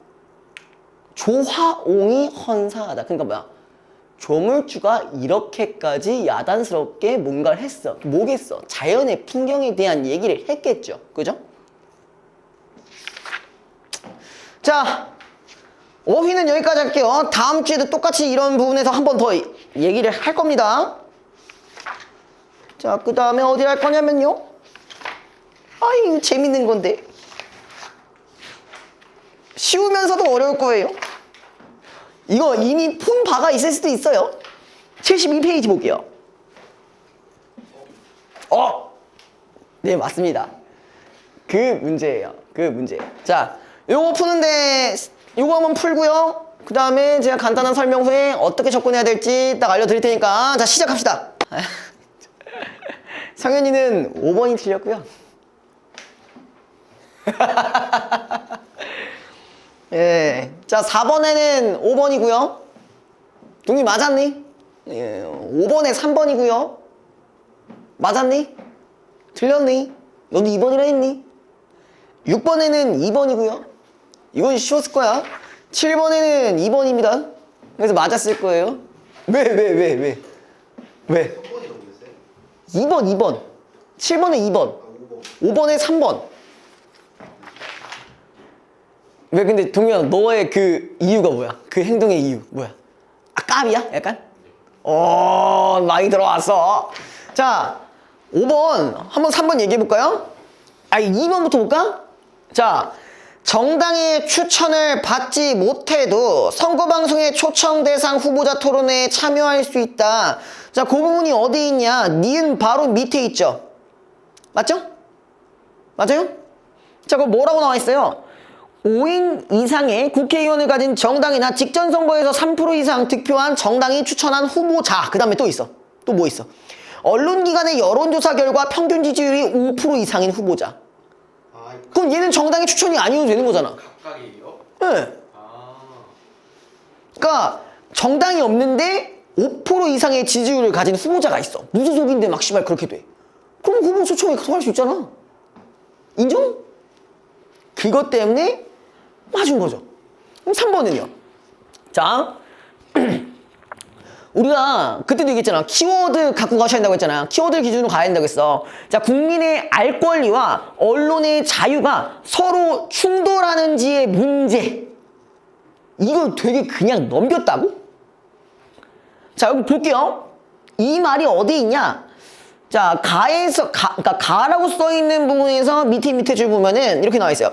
이러한 규정이 국민의 알 권리와 언론의 자유를 침해하는지에 대해서. 그럼 뭐야? 둘 다 침해당하고 있는 거죠.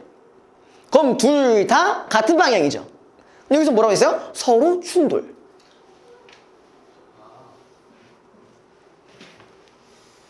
잘 봐야 된다니까요. 제가 이래서 선지를 자꾸 나누라는 얘기가 이런 데서 나오는 거예요. 야, 무려 수능에서 이렇게 나왔어. 수능에서 앞으로 이렇게 나온다는 건 앞으로도 말장난을 하겠다는 얘기 안 하겠다는 얘기야. 얘기를 존나 하겠다는 얘기예요. 오케이? 너 5번 맞았다 했나? 너 몇 번이라 했나 너는? 4번? 선거일에 당선인 예측 선거 여론조사를 실시하고 투표 마감 시각 이후에 그 결과를 보도할 수 있다. 그거 어디서 찾은 건데? 여론조사를 하고 마감 이후에. 그게 아마 어디 있더라요? 어디 있더라? 위쪽에 그쵸? 위쪽에 있죠. 여기 있네요. 그 당선인을 예상케 하는 그 바로 옆에 있어요. 당선인을 예상케 하는 여론조사를 실시하는 것은 언제든지 가능하지만, 근데 결과의 보도는 선거일 6일 전부터 투표 마감 시각까지 금지된다. 그럼 투표 마감하면 할 수 있겠지. 아이 정말 이 정도는 했어야죠. 자, 그 다음에 6번 맞았니? 네. 너는? 먹었어? 자, 어떻게 왜 적절한 거야? 자, 거기에 뭐가 있냐? 치명적 허점을, 일단 이거는 이렇게 나눠줘야 된다. 자, 이거 접근 어떻게 하라 했어요? 니은 특별 규정이네, 그죠? 그 다음에 A는 누구의 입장? 다수의 입장. B는 소수의 입장. 이렇게 적어두고 보라 했어요. 그렇게 했어? 좀 해, 씨발. 안 하니까 자꾸 그렇게 틀리는 거 아닙니까? 물론 맞긴 하셨겠지만, 시간 소요도 중요한 포인트예요. 모의고사, 고3 모의고사 하느라 막 2시간씩 막 잡고 있을 거야? 아니잖아. 그죠? 자, 그걸 기준으로 갔을 때, 자, 2번 한 번만 보면요. 주요 후보자의 정책이 가진 치명적 허점을 지적하고 좋은 대안을 제시해 유명해진 정치 신인. 자, 뭐가 문제야? 일단 유명해진 건 맞아. 근데 정치 신인이야. 여기 정치 신인 어디 있어? 소수 의견에 있나요? 맞나요? 있잖아. 뒤에 있잖아. 맨 마지막 줄. 이 규정을 소수 정당이나 정치 신인들, 그죠? 소수 정당이나 정치 신인 등에 대한 자의적이고 차별적인 침해다. 유명하다고 해서 지지율이 올라가는 건 아니죠? 유명한 건 유명한 거잖아. 유명해지는 방법은 꼭 좋은 걸로만 유명해질 건 아니잖아요. 그래서 똥을 싸도 유명해지죠. 그죠? 일단 똥을 싸라. 그럼 유명해질 거다. 아니야? 이거 똥 싸봐. 가능? 아무튼 그거 기준으로 했을 때, 자, 얘가 후보자 토론회에 초청받지 못하는 경우가 B가 주장하고자 하는 부분이죠. 근데 A의 입장은 지금 뭐라고 그랬어요? A의 입장은 무조건 크고 검증된 애들 갖고 와야 되겠잖아. 그치? 그럼 그렇게 되면 당연히 A의 입장은 약화가 되는 게 맞죠. 됐나요? 됐어. 다른 손질 필요하나요? 아니요. 괜찮아요? 네. 자, 그다음 7번. 자, 7번은 너 맞았죠? 네. 너는? 자, 2번. 어떻게 해서 적절하지 않은 거죠? 다도 위배가 돼요. 다가 뭔데? 자, 여기서 다가 지금 뭡니까? 다. 선거 여론조사 보도 그치, 여기선 지금 뭐라고 하겠어? 오차를 감안하여 여론조사 결과를 정확하게 보도해야 되고, 오차 범위 내에 있으면은 경합이라고 하지만, 서열하거나, 그러니까 무방하지만 서열하거나 오차범위 내에서 앞섰다. 그러니까 우열을 나타내면 안 된다는 거잖아. 그치? 거기서 결과를 확실히 내면 안 되는 거잖아. 그쵸? 근데 이게 언제예요? 언제 해야 돼? 언제까지 해야 돼? 언제부터 이거 조심해야 돼, 이거? 선거일 6일 전부터 조심해야 되는 건가요? 4일 전, 6일 전. 여기서 6일 전이라고 되어 있지 않아? 뭐 4일 전이 있어? 근데 6일 전에 가 가에 대한 얘기고, 그죠? 그럼 다는 언제야? 가는 그런 거 없잖아요. 가는 그런 거 없죠? 그죠? 그리고 나에서도 그런 말이 있나요? 나에서는 비슷한 말이 있네요. 그죠? 서열이나 우열을 나타내는 보도도 금지하고 있다. 그래서 뭐야? 어쨌든 간에 내용 자체가 문제인 거죠. 근데 이거는. 그쵸? 9일 전에 이게 문제가 아니라 내용 자체를 그런 식으로 말하면 안 된다는 얘기예요. 그죠? 나에는 위배되고 다도 위배된다는 얘기고. 너 3번이나 했다고? 안 했다고? 이제 이해됐어? 헷갈리는 선지 있었나요? 아니요. 없었어요? 자, 그럼 여기서 갖고 가셔야 될 게 뭘까, 일단? 7번이요? 아니. 지문에서. 경마식 보도. 그거 얼마, 있지도 않은데, 그거, 씨. 얼마 나오지도 않는데? 경마식 보도가 그거잖아요. 누가 더 앞선지 그 나오는, 여러분들 투표 방송 보면 아시잖아요. 막, 둘이 막, 파이트, 막, 존나 이지랄 존나 떨고, 막, 스트리트 파이터 지네는 막, 눈탱이 바닥이 돼 있고, 막, 저기 이지랄 떨고 있고. 그게 이제 경마식 보도죠. 그러니까, 언제든지 이제, 어떤 후보자가 더 유력한지, 이제 그거를 이제 약간 재밌게 풀어내는 게 경마식 보도예요. 그죠? 근데 뭐 거기에 대한 설명은 크게 많지가 않은데 어디부터가 이제 약간 좀 본론적인 거예요? 그 뒤에 공직선거법부터 가나다식으로 쭉 나왔잖아. 그럼 여기가 제일 핵심적인 부분이겠죠. 그죠? 그래서 이게 응축된 게 거의 어떻냐? 6번이랑 7번 부분이었죠. 그죠? 그래서 여기가 좀 어려웠다. 그러니까 그렇게 어렵진 않았지만 어려운 포인트가 있었다 하면은 6번, 7번이지만 근데 문제가 뭐냐? 5번이 복병이야. 5번이 복병이야. 적절하고 적절하지 않은 건 우리가 어떻게 봐야 돼? 선지를 존나 잘 쪼개서 봐야 된다고 했잖아요.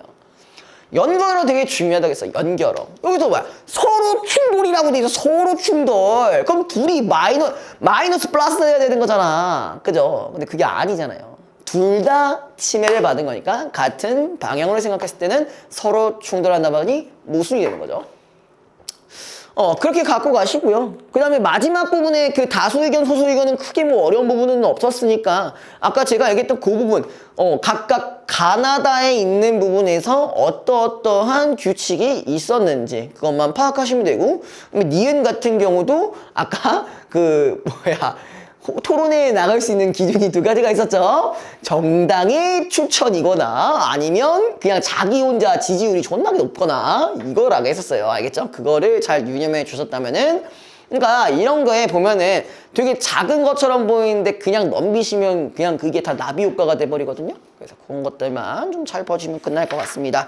그래서 원래 같으면은 3개를 했어야 되는데 제가 뭐 오늘은 개념 강의도 있고 해서 다음 시간에도 개념 강의를 좀 하고 마지막에 있던 어휘랑 그 소설 부분 그 부분 다시 다룰 거고요. 그 다음에 요비 이제 다시 실전으로 돌아갈 테니까 여기까지만 하도록 하고, 내일은 다 두 분 다 12시 12시 반이죠? 네. 너 내일 12시 반이잖아. 그때 오시면 됩니다. 여기까지 합시다. 라고 하지만 일찍 안 끝났네. 일찍 끝난 줄 알았는데.